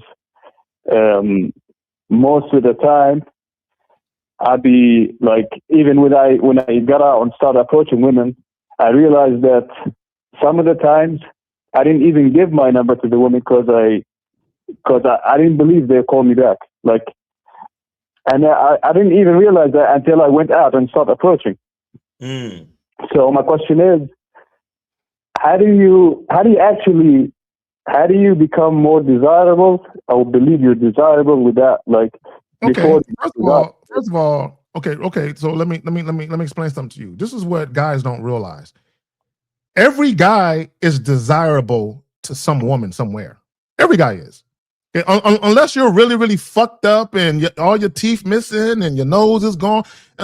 Real quick, there's a video, and I talked about this. There's a video of a guy who's a paraplegic. He's fucking paralyzed from the neck down. He met his wife while he was getting therapy. You know what I'm saying? White dude. His wife is black. Very, very sexy woman. Sexy woman. She's not ugly. She's a sexy ass looking chick. This dude didn't have no money. So she met this dude. She was basically his therapist, helping this dude, you know what I'm saying, get therapy. She fell in love with this nigga. They got married and have a family. So she literally devoting her life to caring for this man, and she met him like that. Now, I understand that that's the exception, but my point is this. Every man is desirable to a woman somewhere. You're just going to have guys who are desirable by more women than other guys are. That's just it. And a lot of guys, they don't want to adhere to that fact. Yes, you're not going to get the same girls that guy got. right? And this is what happened. This is the internet, social media has done a number on guys. Because now what guys do, instead of going outside and getting at women and seeing what reality is really like, they live their life online and they compare themselves to what's that nigga name with the Bugatti? What's his name again? Andrew Tate. Andrew Tate, right?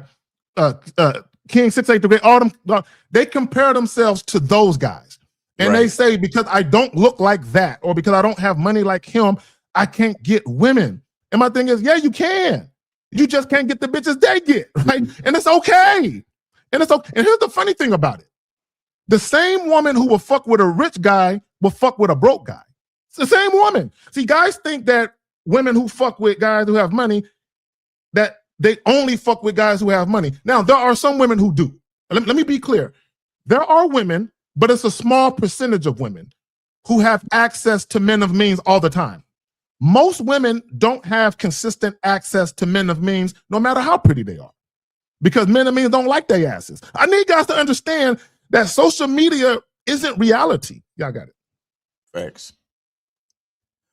Yeah. Any other questions, caller, or anything else you want to say?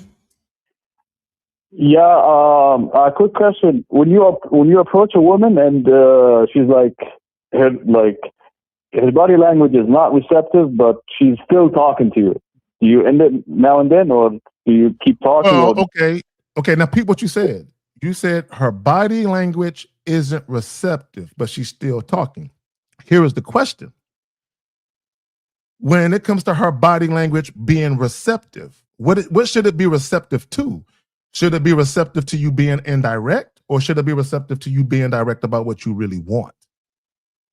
So what is she not receptive to?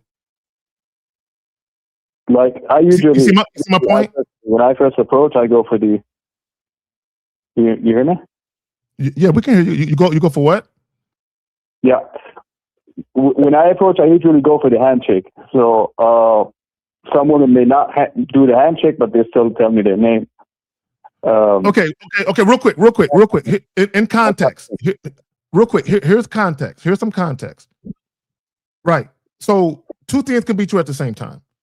A woman's unwillingness to shake your hand could be she don't want to be touched by you. If a woman doesn't want to be touched by you, there ain't no way she gonna fuck you. The flip side of the coin is she could be a germaphobe. She could be, right? She could be, right? But what I will say is, because there's been times where I met somebody and they gave the fist bump, whether it be a chick, whether it be a man.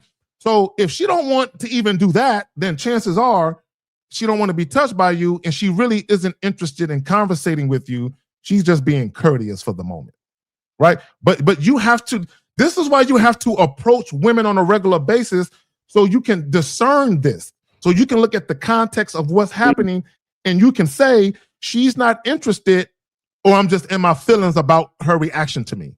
Y'all got it. Caller.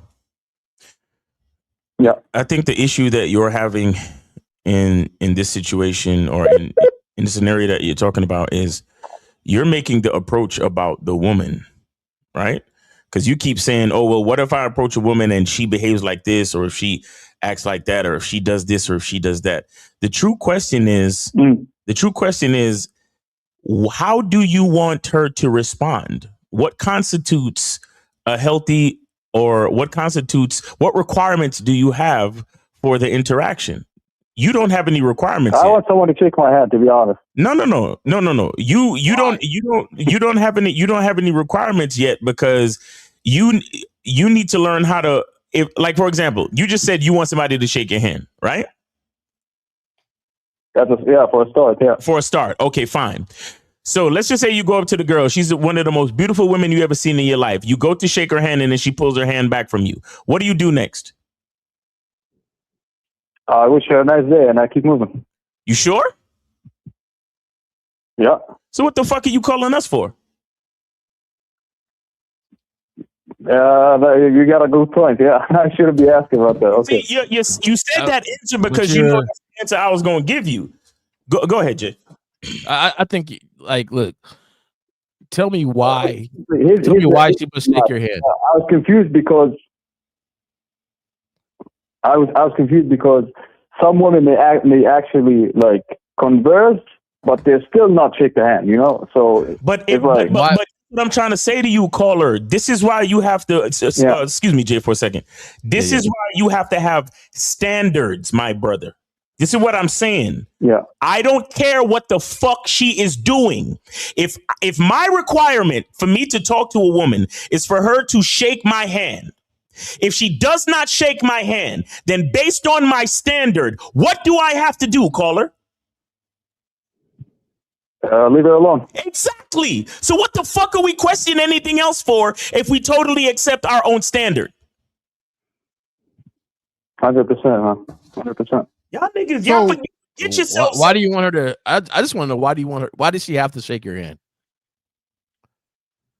Oh, she doesn't have to shake my hand. She doesn't have to if she doesn't want to.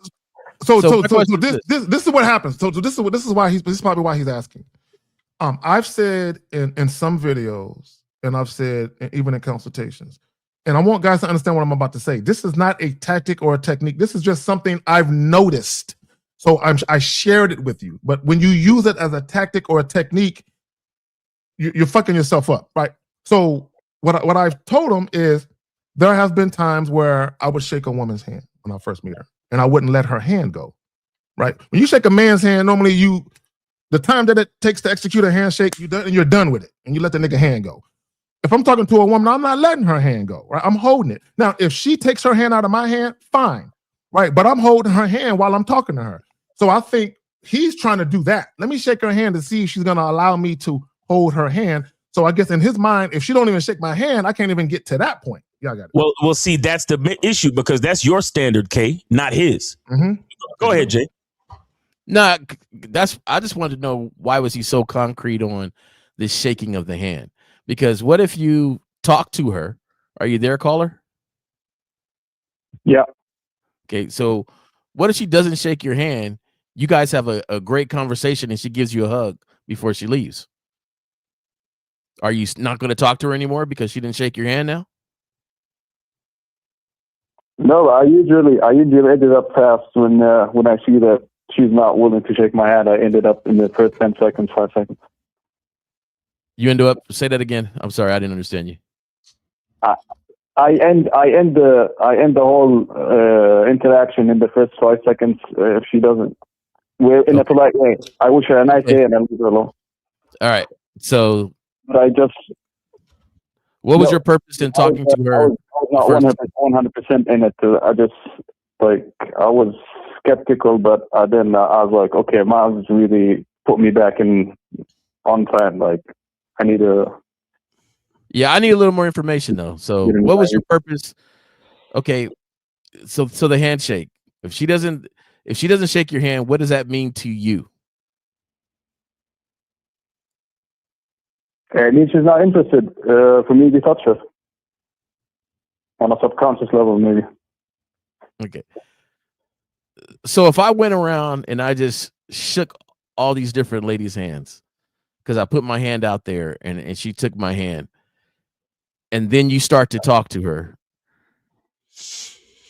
are you doing it like that, or are you talking to her and then extending your hand? Usually I start with the handshake. So what's your purpose of talking to the woman? It's the very first thing that I do. What's your purpose of talking to her?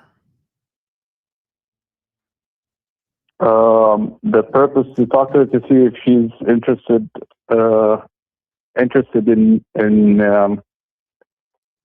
converting, or so I can offer her what I need to say, or tell her what I need to do.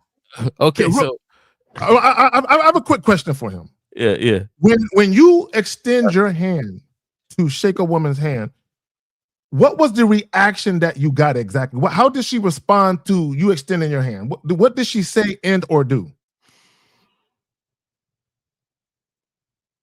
So at the same time, when I go for the handshake, I usually introduce myself and I ask her for her name. She told me her name, and then I realized she didn't go for the handshake, so I wished her a nice day and I kept moving.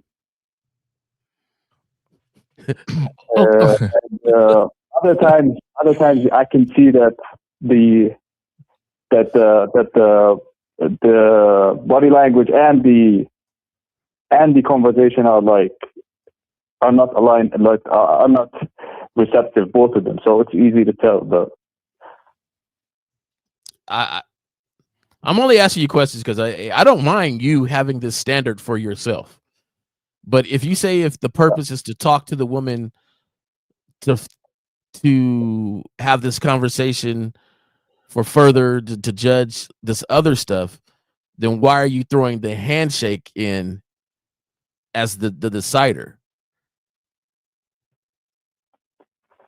I don't know. I found out that it's easier for me to judge whether this person is interested in keeping this going or not. Caller, what was your standard before you spoke to Zag? What do you mean before I spoke to Zach?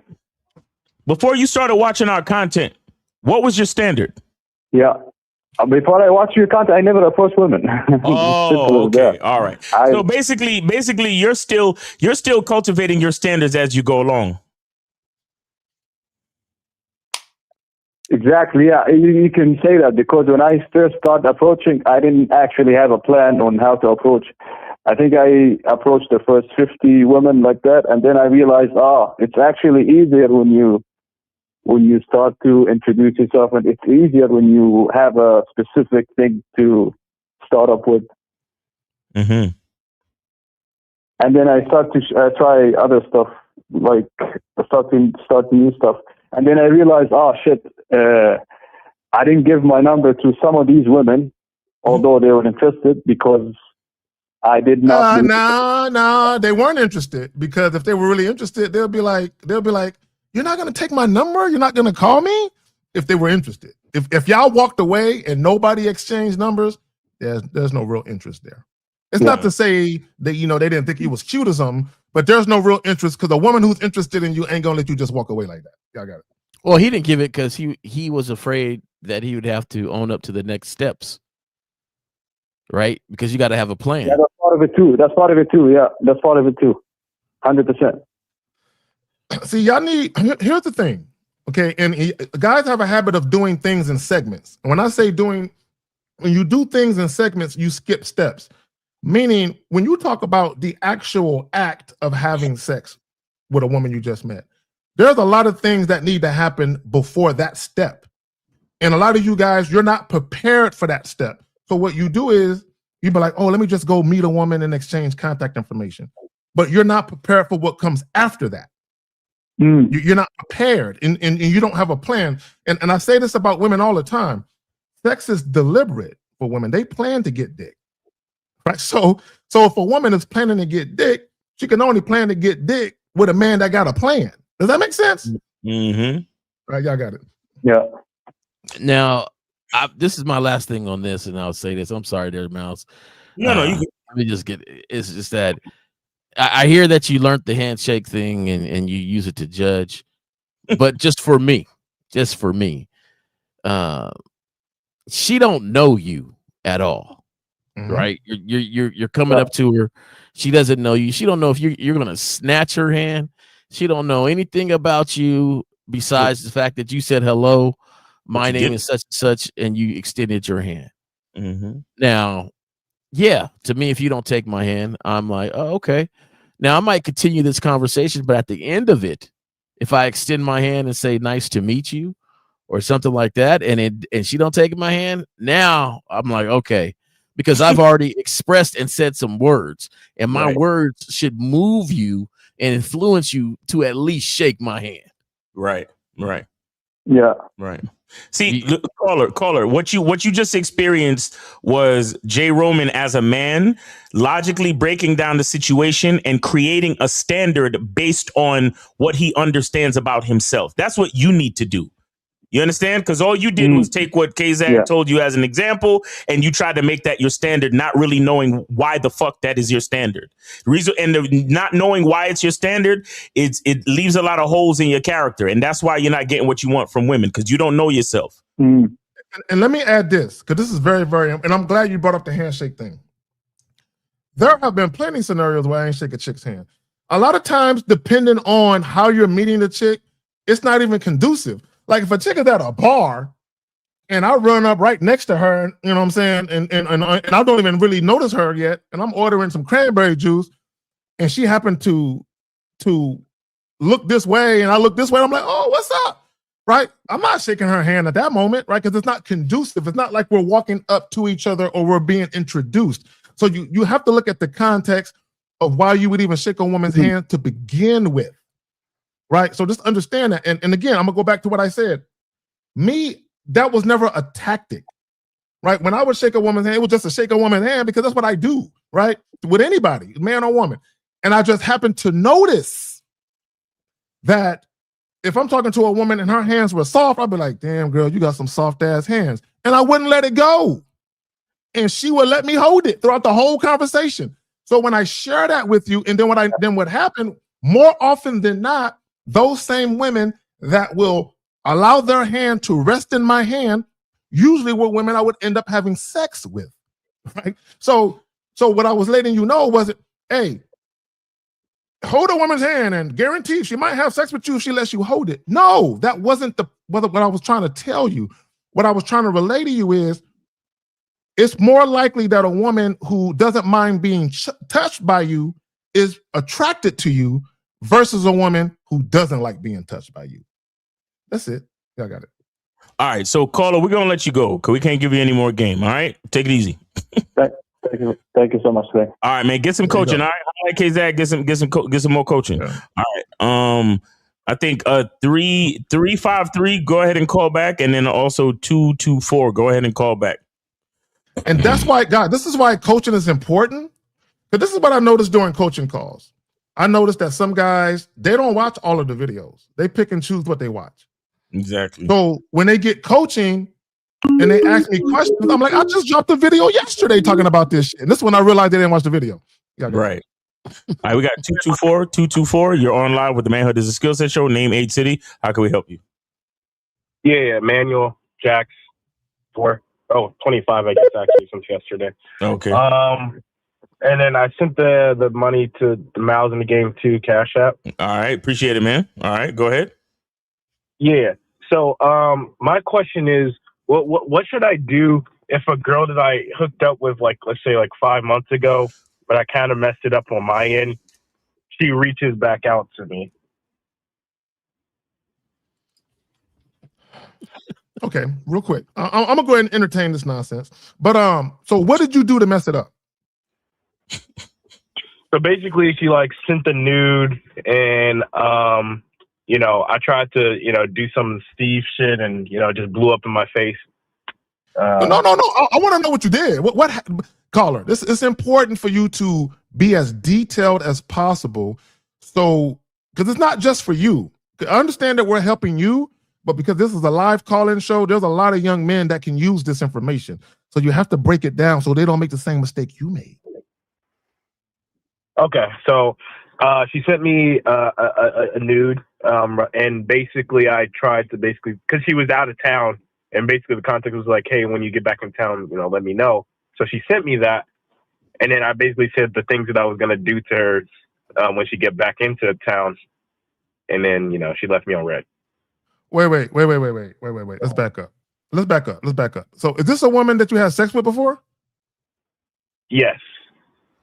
Then why would she have a problem with you saying what you're going to do to her sexually after she sent you a nude? Carla, something's not making sense. No, wait a second.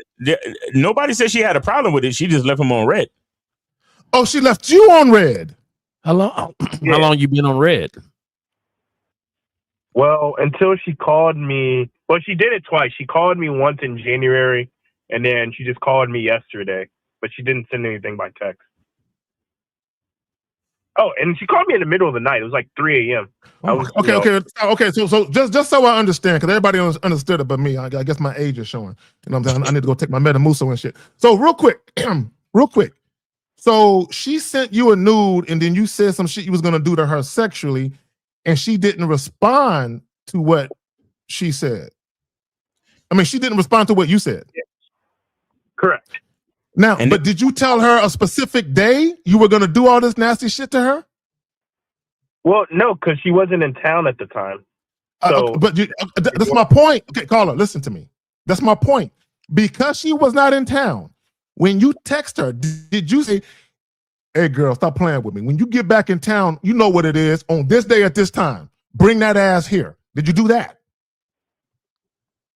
no, because I didn't know when she would be back in town. So that, but caller, this is what I'm trying to explain, or this is what I'm trying to understand with the whole situation. This is not a chick that you have some type of agreement with and you see on a regular basis. Apparently, she's in and out of town, and you see her once every couple of months. So why are you saying that you messed up? I don't understand why you would say that you messed up. Well, that wasn't established. I've only had sex with her once. It was like so. That's what I'm trying to say, bro. That's what I'm trying. Hold on, Miles. I gotta stop you. 5 months. Go ahead.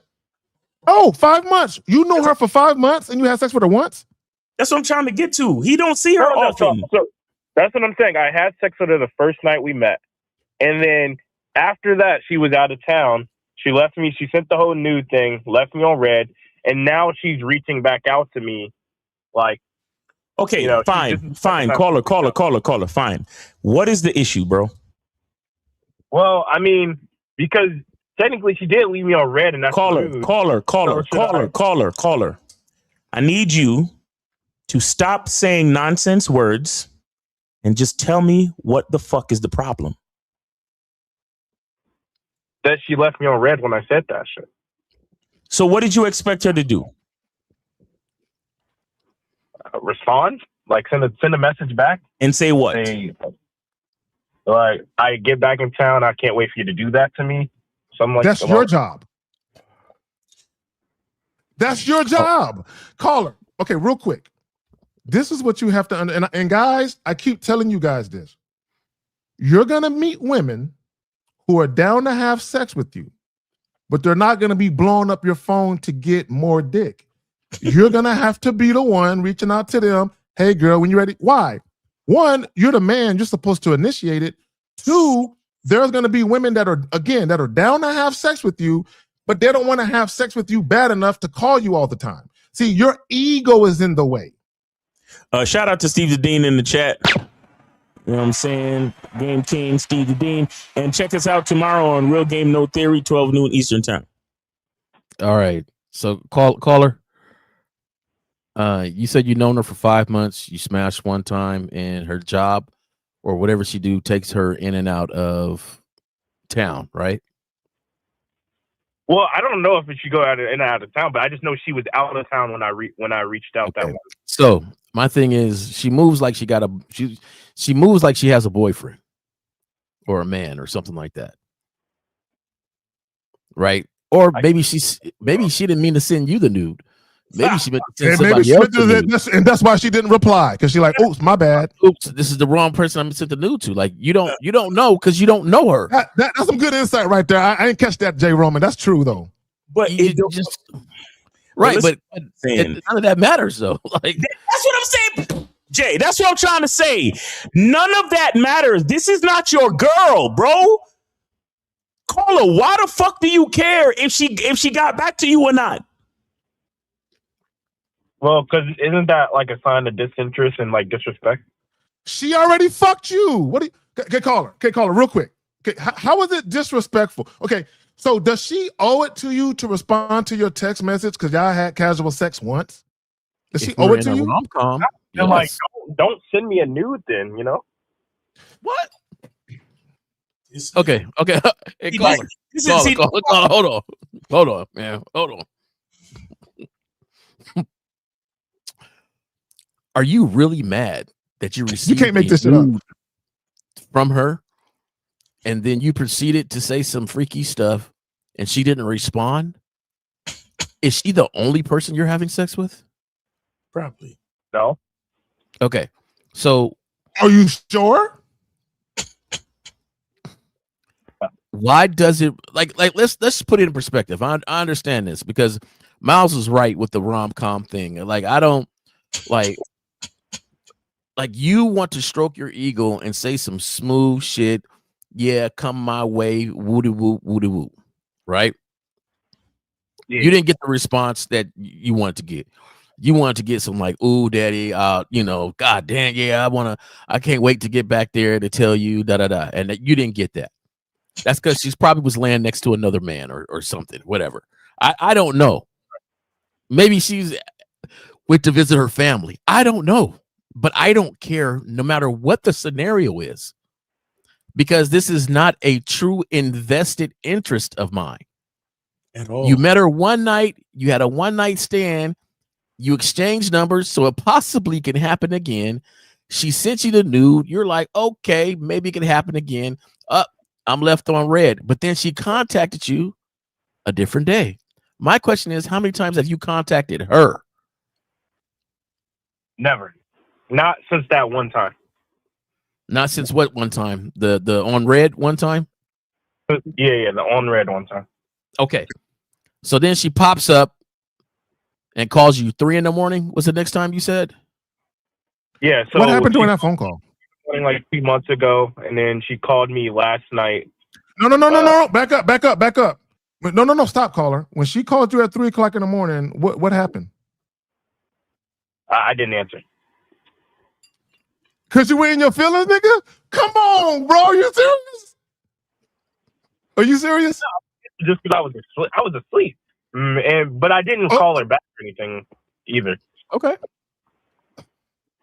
I don't mind that. It's 3 a.m. Yeah. Like, I'm not tripping. I'm not tripping on that either. I don't jump for you. So I get that. Yeah. I'm just with Miles, and I don't see the issue. I don't see the issue at all. Oh, and she called you again. What happened with that call? Caller, stop. She called you again. What happened? I didn't answer it either. What time did she call you at? She called me at 3:42 a.m. In the morning again? Yeah. Okay. So I gotta ask you this question now. Are you not responding or getting back at her because you feel some kind of way because she ignored your text? Yes. Oh, okay. Okay, so what's the hold on, Lucario? I'm gonna steal your shit. I'm gonna turn my back on this motherfucker real quick. Yo, caller, again, what is the issue? I'm not understanding what the issue is. Well, I mean, because she left me on red, so like I wasn't sure. Should I be responding or should I not be responding and let it go? Bro, caller, this is what I would have did. Right? Number one, if she would have called me at 3 o'clock in the morning, I wouldn't have answered. But the next day or the very next time I saw that text, I would have hit her up and I would have told her 2 things.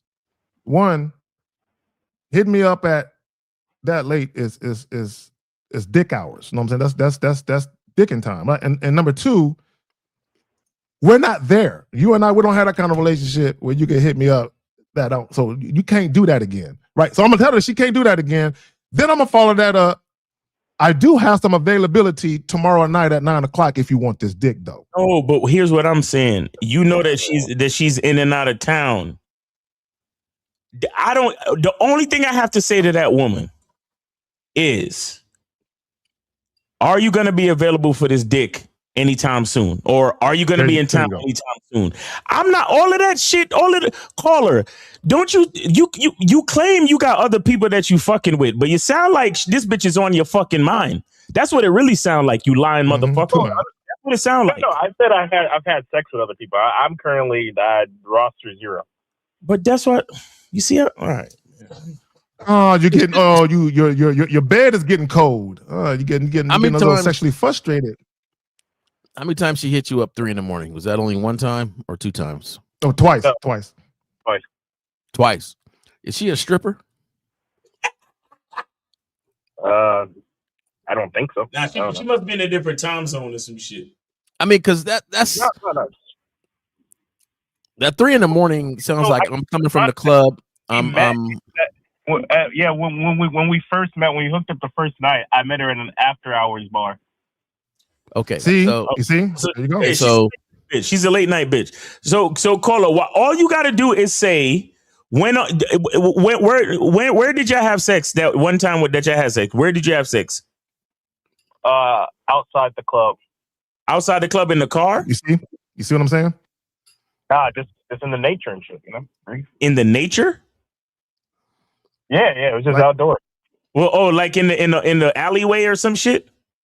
Yeah, in the parking lot. In the parking lot. But it wasn't in the car though. It was This is where you got to realize. Car? Oh, it's where you got to realize.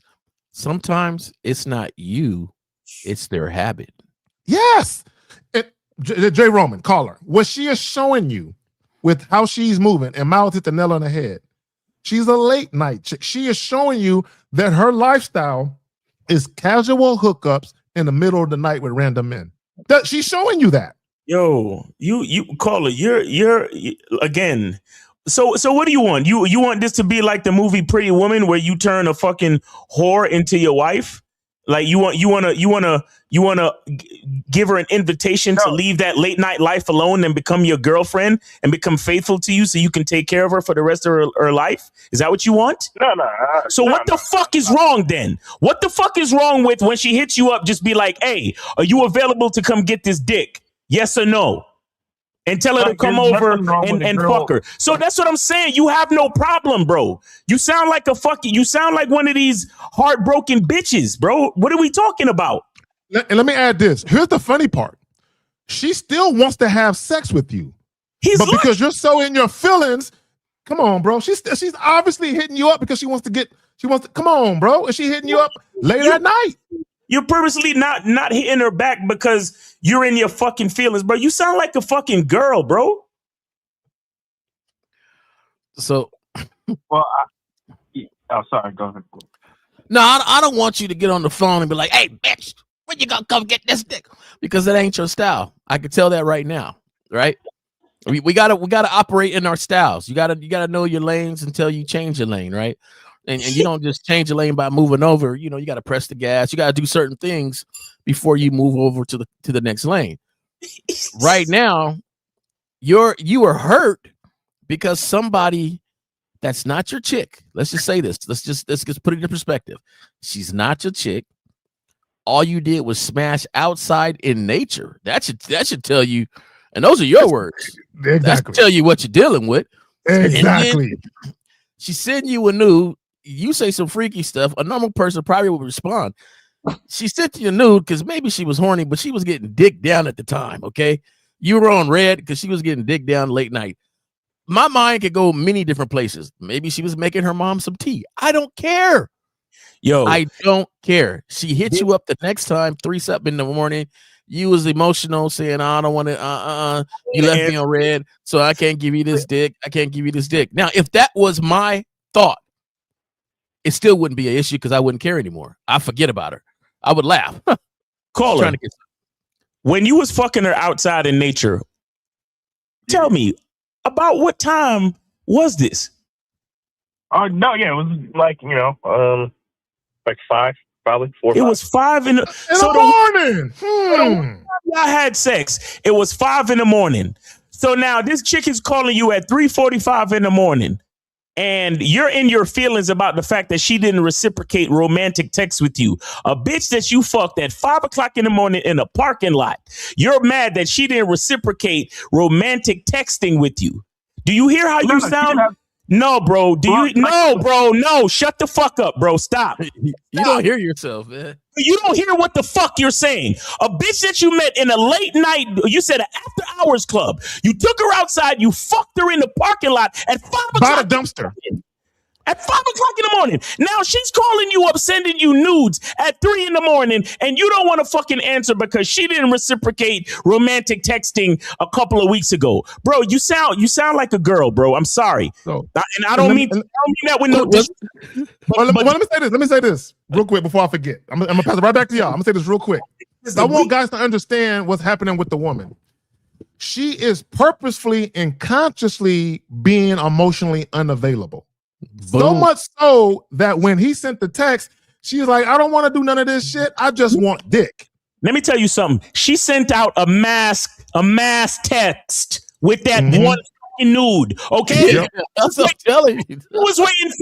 She was waiting for a nigga to hit back and be like, yo, I'm getting it now. Meet me, come get it. Let me take care of that right now. And the reason why she left you on red is because one of the niggas in her phone replied with, come over, let me take care of that ass.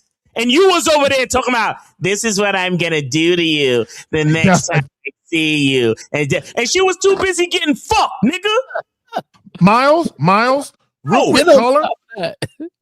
No, real quick, Miles. I 100% agree. I think, caller, this is what I think. She sent that shit out because she wanted someone to say, bring that body over here. She wanted you to, that was her indirect, passive way of trying to get a dick offer. And when you sent her all of that shit, she went through the text and she was still looking for, come over now. And when she didn't see that, she said, you know what? Don't even worry about it. I don't want you to call her.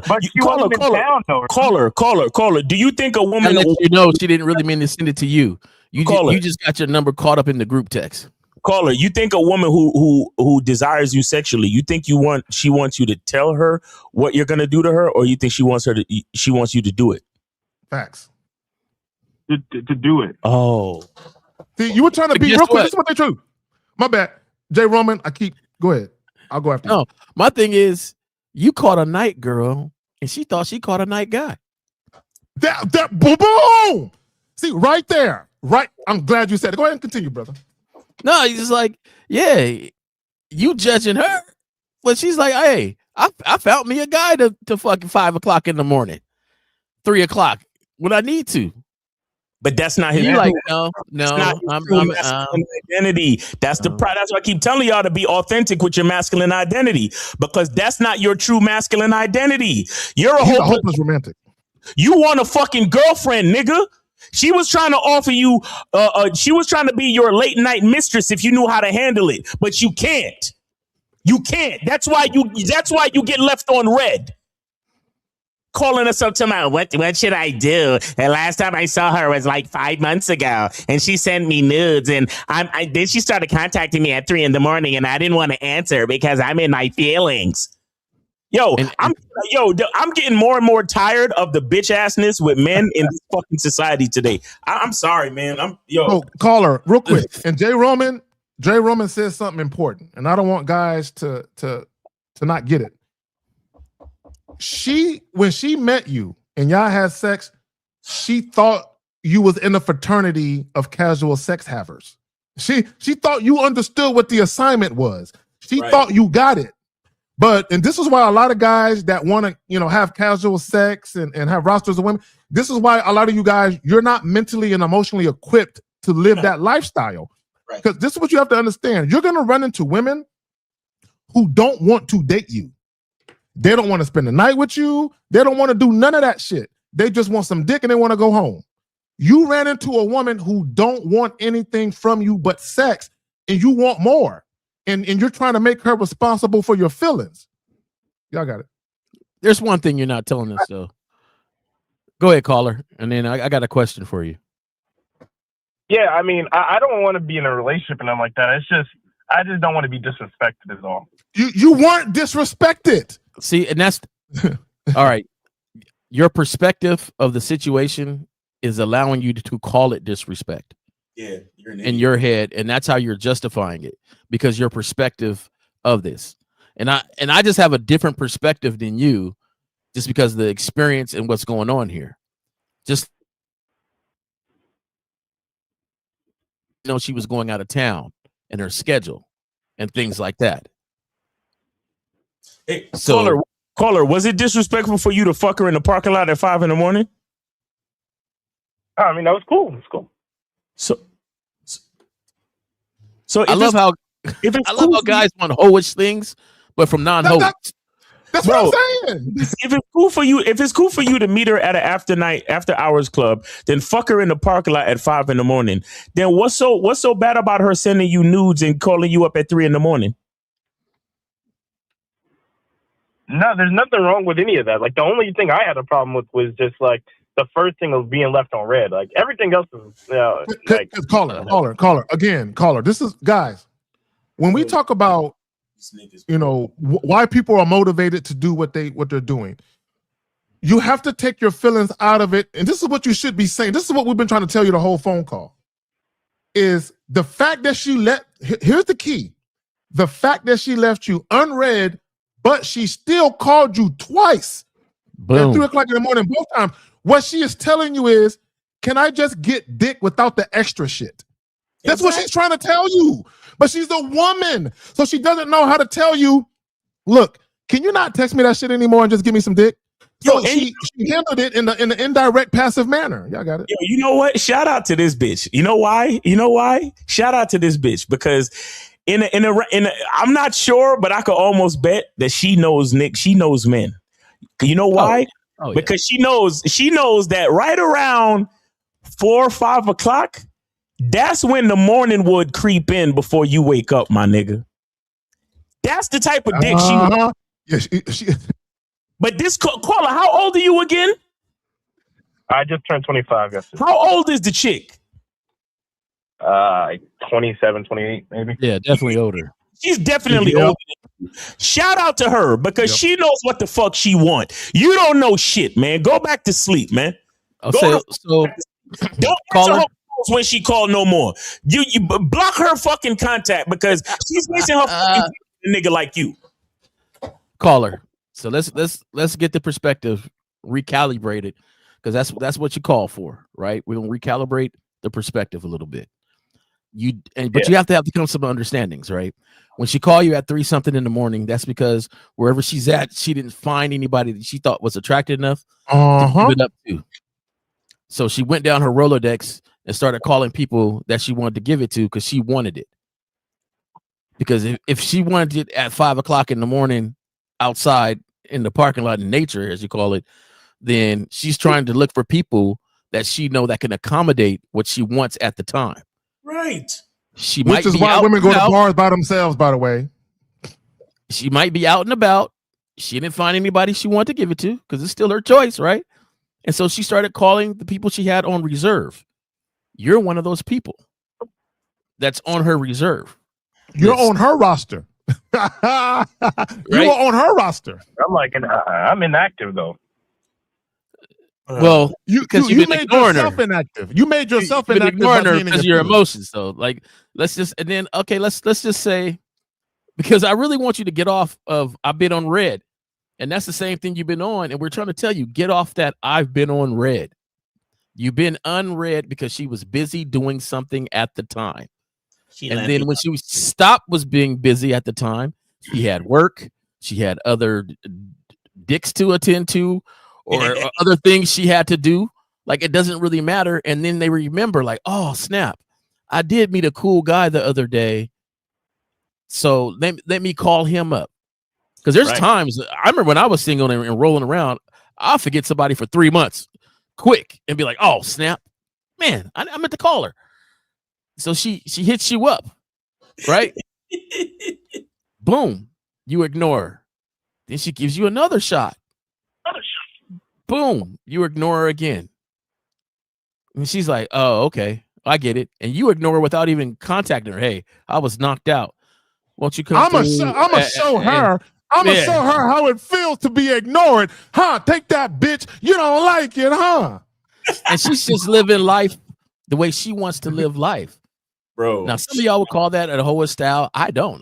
It's you know, enjoy I your love life. women. I love women that move like her. I love it. Enjoy your life. The thing is, because you don't understand your role in her life, because you haven't defined your role in your own life, how you move. But you know what's so funny? Real quick, because you were so acceptive of smacking that thing down in nature at 5 o'clock that you didn't. Don't you know the pros and cons of it? Right. Don't you know how that interaction would come about? Like, you think she would fall in love? Right. Because he was actually he wasn't making moves on his own accord. He was making moves on her accord. That's what. Exactly. And caller, let me say this. This is just my personal opinion. The way she moves, she's actually the best woman to have casual sex with. Her mentality. She's actually the best kind. And I'm going to tell you why. Any woman who makes a conscious effort to keep her emotions out of it, perfect. Perfect. She knows what time it is. She is consciously saying, I ain't trying to fall in love with you. I don't give a fuck about you falling in love with me. she is the perfect chick because then you can move around and deal with all the other chicks you're dealing with, and you ain't got to worry about her. Why you ain't answering my calls? What bitch you with? Right? And you're fucking it up because you're that guy. What nigga you with? Right? You're the opposite. Right? This is the perfect chick to be fucking with, and you're fucking it up. Y'all got it. You want to date?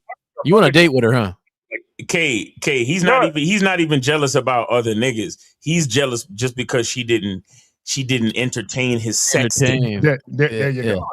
Caller, please humor me just so we could understand the fullness of the scenario. Okay, so you texted her all that shit you said you wanted to do to her. Now I want him to read it. So you expected her to text you back what? Like, when I get back in town, I want you to do that to me. Okay, now, so why couldn't you, if that was your mentality, what was wrong with you saying, hey, are you in town? Well, because that's double texting. All right, I'm done with this nigga. He's disappointed. Okay, caller, real quick. Can you read us? Can you read us what you text her? We're in overtime now. I need to be entertained badly. That's kind of embarrassing. No, why is it embarrassing? I don't know how they got to the parking lot. Who led them to the parking lot? Well, wait, before we get to that, read what you told her. Because here's the thing, caller. Because real quick, before you read it, and I want to let you know, and shout out to Steve, he was in the chat earlier. I've had consultations with guys who did exactly what you did, where they meet a chick, the chick fuck them on the first night. Listen to me, caller. You're not the only guy who does this. They meet a woman, and because of the shit that Steve says, they start texting the chick that shit after they have sex, and the chick do the same thing that the chick did to you. They dip, right? And I asked the guy, I said, bro, you're already fucking her. Why are you trying to text her all that shit that Steve talked about? You already hitting it. And then this is what they say. I'm trying to get her mind, Zag. Is that what you're trying to do? You trying to get her mind? Yeah.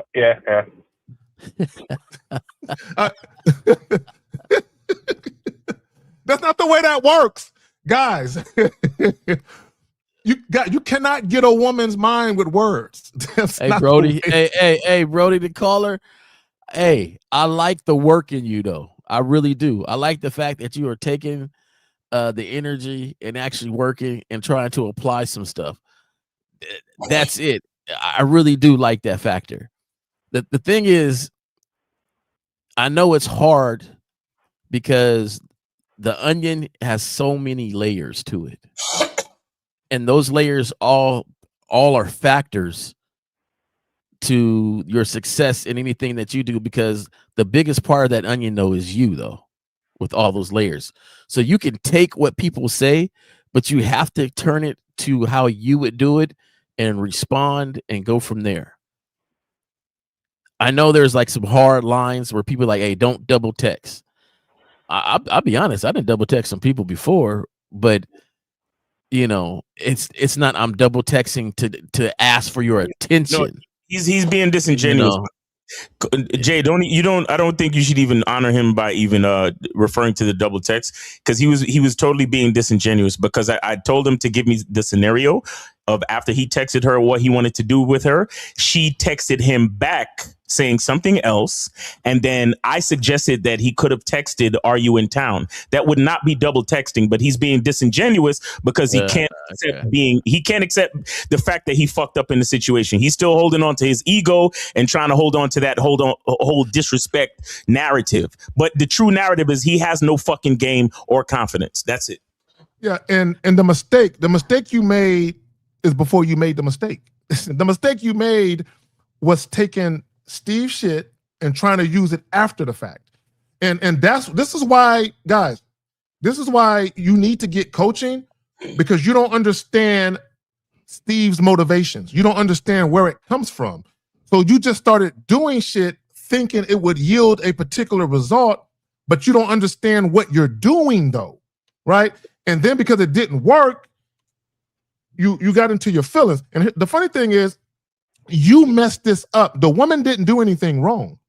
You messed this up. Even though you texted her, whatever you texted her, all you had to do at the very end of that was bring that sexy ass body to the crib on this day at this time. or bring your ass, or whenever you get back in town, I want to see this shit in person. Hit me up. That's all you had to do. That's it. And if she was in town, she would have been like, but I am in town. Then you could have been like, all right, cool, come over. Here go the address. That's it. But this motherfucker's wrong in all ways. He's wrong in all ways. Check this out. The first time they fucked, all he was doing was following her lead. Yep. That's all he was fucking doing. Macking on accident. Feelings because he didn't get a reciprocated text. This nigga's disingenuous, bro. If y'all done talking with him, I'm ready to hang up. I'm good. This is all I'm gonna say. This is all I'm gonna say. Like, I can't stand disingenuous callers, bro. Calling, acting like they asking for help, but they want to be disingenuous and hold on to their ego. I can't take it. I definitely want you to tell the truth in all the matters and be honest, because that's the only way we can really help you. I do like action though, because we got a lot of guys that say a lot of things that don't put things in action. But you need to learn from this experience. Right. So learn from the experience. All right, we got 353. You're on live with the Manhood is a Skill Set show. Name, age, city. How can we help you? Hi, Miles. It's Brian. What's up? 35. What's up? In Dublin, Ireland. Dublin, Ireland. Where did you send? Where did you send the support? I just joined you right now. Can I tried to look on your page and I didn't see your PayPal. Can I hit up one of you after? Which one? Who do you want to send it to? Probably want to ask you the most. So probably yourself. Okay, so it's Miles in the game. At Cash App is at Miles in the game. It's on the screen right there. It's on the screen right there above his head. Above Miles' head. It's right above his head. Oh, you only have PayPal? Yeah. Okay. Well, do you know Mr. Lucario? Yeah. Okay, you can send it to him. Okay. Do you want me to call back? Yeah, go ahead and call back. Send it to Lucario and then call back. But do it quickly though. Do it quickly because we're already way into overtime. Oh shit, we're in overtime. Okay. It's 20 after 1, bro, or 20 after wherever you're at. 2. Jesus Christ. It's up to you, Miles. It's up to you if you want to even wait on this nigga, dog. It's up to you. Yeah, I don't know. You said what? Now I'm saying that last caller got me upset, bro. I can't stand these niggas, bro. I just can't, bro. Like, cause you coming to me for help, and you know what I mean. Like, and then you still want to act like you right. Like, well, don't ask me for no help. Then if everything is all good, then don't ask me for shit. And I'm glad you said. And that's another thing, guys. You have to humble yourself and say, you know what? Damn, I fucked up. You have to, because what he did, what women are guilty of. Let me explain what I mean. He did what every fucking woman is guilty of. And this is not to denigrate women. This is just to point out something. He felt some type of way and then made her responsible for his feelings, right, even though he was wrong to even have those feelings, right, to begin with. But he made her personally responsible for his feelings, right? Because even if he felt some kind of way about her not responding, he should have reminded himself, this ain't my woman. This is just a casual. And guys, that's where you have to check in. And when you talk about game and evolving as a man and understanding your masculine identity, shout out Miles, you have to check in with yourself and say, before I trip, let me look at what's going on. And then you will see, you know what? It's on me. Exactly. It's on me. Man, and you know, and you said that you said something important, because you said what he did was what women do. And you have to understand, as a man, you cannot let the things that upset women upset you. Facts. Once you do that shit, like, you know, I've made the mistake, but imagine, you know, you have a situation with a chick, maybe she's your girl or something like that, right? And she texts you or whatever, and then, okay, she texts you, and then maybe you don't get back to her, and maybe until 45 minutes later or whatever, and then she get on the phone, oh, why you ain't acknowledging, why you ain't call me back, and why you ain't, okay, fine. Let's just say you text her, and then she take about 45 minutes to hit you back. Then when she finally hits you back, then you text her some passive aggressive shit like, oh, I see you took more than 45 minutes to get back to me.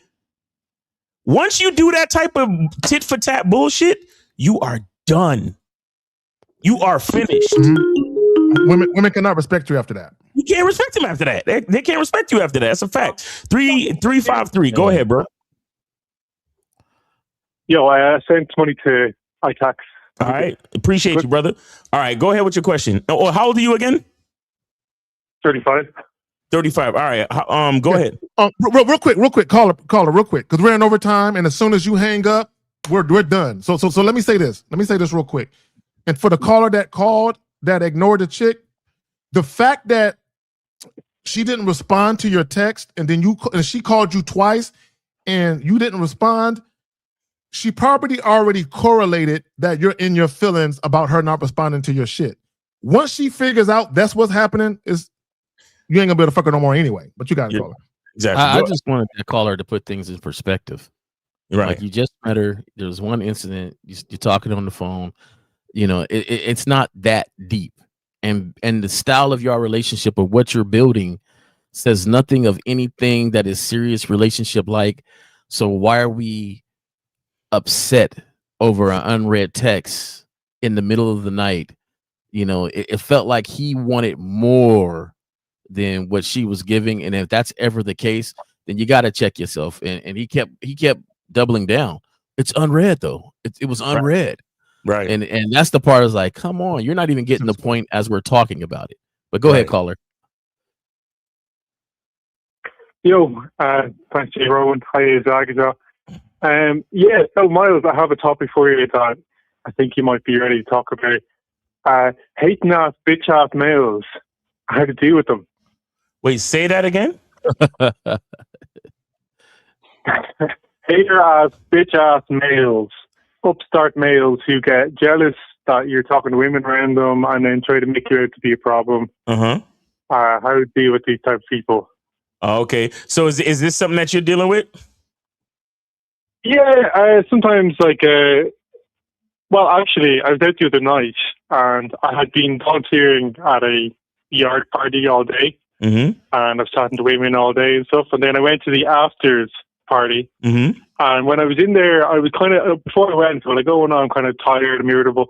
I went and I'm just minding my own business in the smoking area. And I had a look around and I said, oh, there's some women I was talking to earlier, but they seem to be in the middle of something. I won't talk to them. Two guys here. Oh, there's a woman there on her own. She just seems to be someone I could talk to. I went over and said hi, started chatting. And then all good and have a little laugh. And then this guy turns around and he's like, are you harassing her? Right. You know? And now, if I was more relaxed and I wasn't so tired, I might have said, oh, sorry, are you okay? I would turn to her or something. Mm-hmm. And then she could have said, oh, I'm fine or something, you know? Instead, I told him to fuck off. Right. Right? And then that kind of, in that space, which was kind of left the RD space, that really justified because I made so he was being aggressive, but he was being passive aggressive. Okay, caller, stop right there for a second. Caller, real quick. Yeah. Why did you even acknowledge him? If I'm talking to a woman and a strange motherfucker say something to me, I'm not even gonna, as long as he doesn't approach me aggressively or get into my space, I'm literally gonna act like he ain't there. Right. And I'm gonna continue my conversation. Y'all got it. Yeah, caller. Yeah, sometimes you can ignore these guys. Like, to give them acknowledgement is to validate them, and that's your first mistake. I would agree with you if I was in a big club. Oh, caller, real quick. I just want to say this. And the reason why I'm saying this, because there were times when I was younger when myself or me and my guys, we was talking to a group of chicks, and a fucking police officer would roll up and ask the chicks, are these guys bothering y'all? And at first, the first time it happened, I went off on the cop, like, man, we ain't talking to you. You know what I'm saying? And then, of course, cops, they're going to get an attitude back. But what I learned, if you just shut up yourself, the women will handle that. Like, we're talking, excuse you, right? If the woman is really interested in talking to you and a guy interrupts it, let her handle that. Because if she's interested in talking to you, really, she's not going to let somebody else interrupt it anyway. Y'all got it. And some guys, like you said, do it just to hate. I've seen guys come in like that so they could talk to him. You know, hey, is this guy talking to you? Is he bothering you? And then She's like, well, no. And then you kind of like, man, whatever. And then you walk off, or now they're standing there talking. Oh, my bad. I didn't know if he was bothering you or not. And da-da-da-da. It's just, to me, it's not really, she's going to say something if, now I would never turn to her and be like, am I bothering you? No, I wouldn't say shit about that. I would never turn and say that to her. But if she don't say nothing, why should I say something? Apparently not. So, All right, caller, go ahead with your description. What were I you gotta saying? go, fellas. So that was All a right. good one. Take it easy, J. Roman. All right. Okay. Caller, go ahead with your description, man. Hurry up. We on overtime. Go ahead. Yeah, I would agree with you. Probably so. I don't want to put the idea in her head that I am bothering her, so I shouldn't say, "Am I bothering you?" or something. Right. Yeah, but I would. You have to understand this. Certain behaviors of other men you can't control, but if you let it bother you, or if you let it get to you, then they've succeeded. You understand? So you got to be careful. And in some situations, you might just have to walk away, or tell a girl, be like, "Hey, I'll catch you another time," or something like that, and just leave it alone. Because you got some of these dudes, they claim to be feminist, male feminists, and all this other shit, and you gotta just leave them alone, bro. Yeah, but not only that, real quick, if you're talking to her, real quick, caller, if you're talking to her and she seems to be preoccupied with what the guy is saying, that's usually a cue for you to bounce anyway, because apparently she's influenced by his presence. So do you really want to talk to her now anyway? Right. Okay. Yeah, it was kind of like she felt like she didn't defend me, so it was like, okay, I'm done with her. No, you can't. No, stop it. Stop. I don't like the fact that you said that. You said she didn't defend me. Well, not a spicy way. I wasn't. No. But it's the words. It's the word. Okay. Remember, this is not your wife that you're talking to. This is a strange woman. So all she's telling you is she's not that invested in talking to you. That's all she's telling you. Yeah, I want to say it kind of blew my mind a little bit, because I came and I actually started talking to fucking Google Gemini about this. Mm-hmm. And it started telling me that basically in Ireland now, just since Christmas, there's all these new, you wouldn't believe how woke Ireland is, right? Because it's Dublin is a small city, and the universities here are very woke, and then these people get into the civil service, and then they make new laws and guidelines and stuff. So they've had to put in these whole new nightlife rules that basically say that if you are a man going out talking to women, you are to be treated with suspicion, straight up. Right? No, none of that matters. Okay, caller, real quick. Let me tell you why none of that matters. Okay, none of that matters. Women still want dick. Okay, see, guys, it doesn't matter what society tries to do to put barriers between men, women, and sex. It doesn't matter what society does. Men and women will still find a way to get to each other for sex. Period. Facts.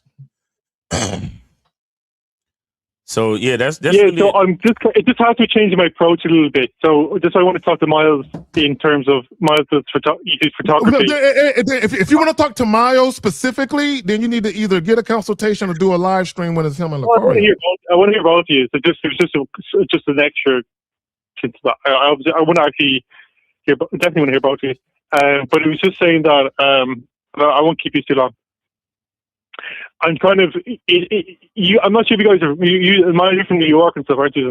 And San Antonio are the bigger. I'm not sure how big San Antonio is, but you can go out, and Dublin's like that. You'll always meet new people. There's always tons, but you'll also meet the same people, repeatedly, because there's only a small number of venues that have been using and stuff. So it's kind of like if you're too if you're perceived as being too about the women then I don't like people try to get at you. So I'm trying to use my IG and stuff and build more of a longer term. See, but caller, look at what you're saying. This is what you're saying. If you get a reputation for being a womanizer, that's just like you're afraid of getting. I want that reputation. I want it. I want women to know when they fucking with me, they got to fuck or nothing else. I want them to know that. Why are you worried about having that kind of reputation? It's because it's only if you. I literally got kicked out. Your man got me kicked out of the bar, and then someone else literally did the same thing. They made up a story about me. Miles, they made this is all you, bro. You got it. get me kicked out of a bar, and these hater males that do this shit. They got you kicked out of the bar? Unimpeachable. He got me kicked out because the new guidelines say locals, you're meant to empower locals to be on the watch for any guys who are talking to women. And you basically believe it's a judge, jury, and executioner without a trial, and just it's an easy win to just kick you out. So it's very woke. It's very... the whole city isn't like that. You can go to any normal pubs and stuff. It's just these certain music venues and things, So why don't you just go to the normal pubs then? Because I play music, and it's kind of these places have bands playing, and I want to kind of get to. I like to see bands. I want to be in those circles. Okay, all right. Look, I'm not talking about shit, it's okay. It's okay. Just tell me about it. It's okay. All you got to do is be a little bit more casual and social with your approach. So meet the woman, say, hey, you're pretty cool. Take my number and text me and we can hang out sometime. Just be a little bit more casual. And then when you finally get the woman on a one-on-one date, then you can be as provocative as you want to be. Do it like that.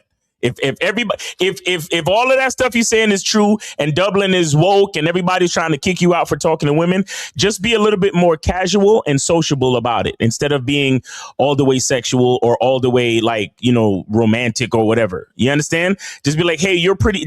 Don't tell them that they're hot. Don't tell them that they're attractive. Don't tell them that they're sexy. Just be like, hey, you're pretty cool and I'd love for us to hang out sometime. Take my number. That's it.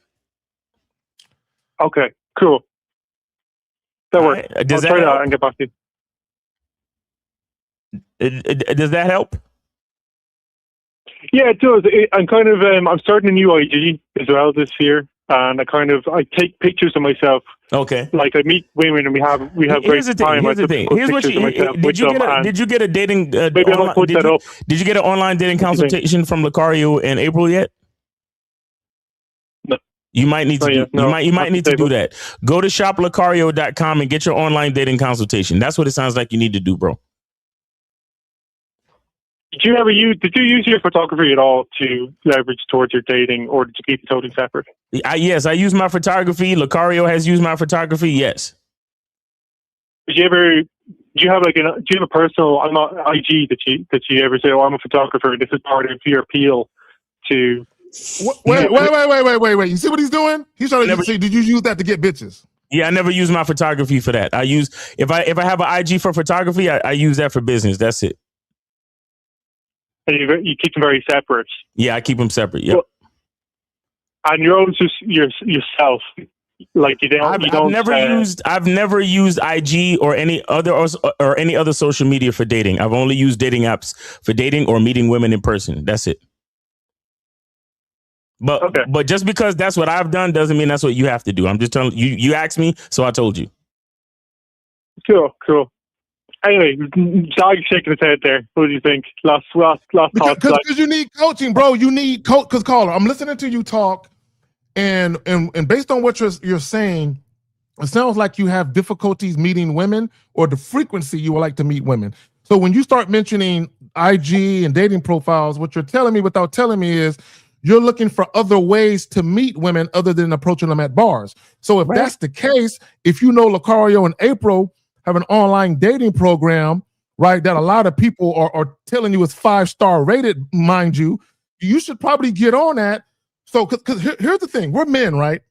You're calling us and you're saying, hey guys, I have an issue in my life. And as men, we don't sit here and dwell on issues, we fix them. If there's a problem, we have a solution. There is a solution. I believe the solution is for you to get coaching. Exactly. All right, caller. So that's it, man. Appreciate you. All right. Okay. Thanks, Mark. Thanks, Zach. All right. Take it easy. All right. Damn. Let's wrap this shit up. Yeah. I'm not trying to be mean to you guys. I'm just saying, real quick, now, guys, based on everything you said, caller, you need one-on-one with Miles, Lucario, or one of them two, either one or both. But I think you need that so they can get to the root cause of why you're not meeting women at the rate that you would like, so they can help you. That's all I'm saying. All right, Miles, go ahead, bro. You got it. Yeah, guys. So yeah, the joint is no, not spring. Right. Yeah, spring 26, spring 2026, spring special 2026 for the joint. Yeah, that's about it, man. I'm out of here. I gotta go. I'm both of us. On that note, man, we out. Peace. See y'all tomorrow, 11 o'clock. Real Game No Theory.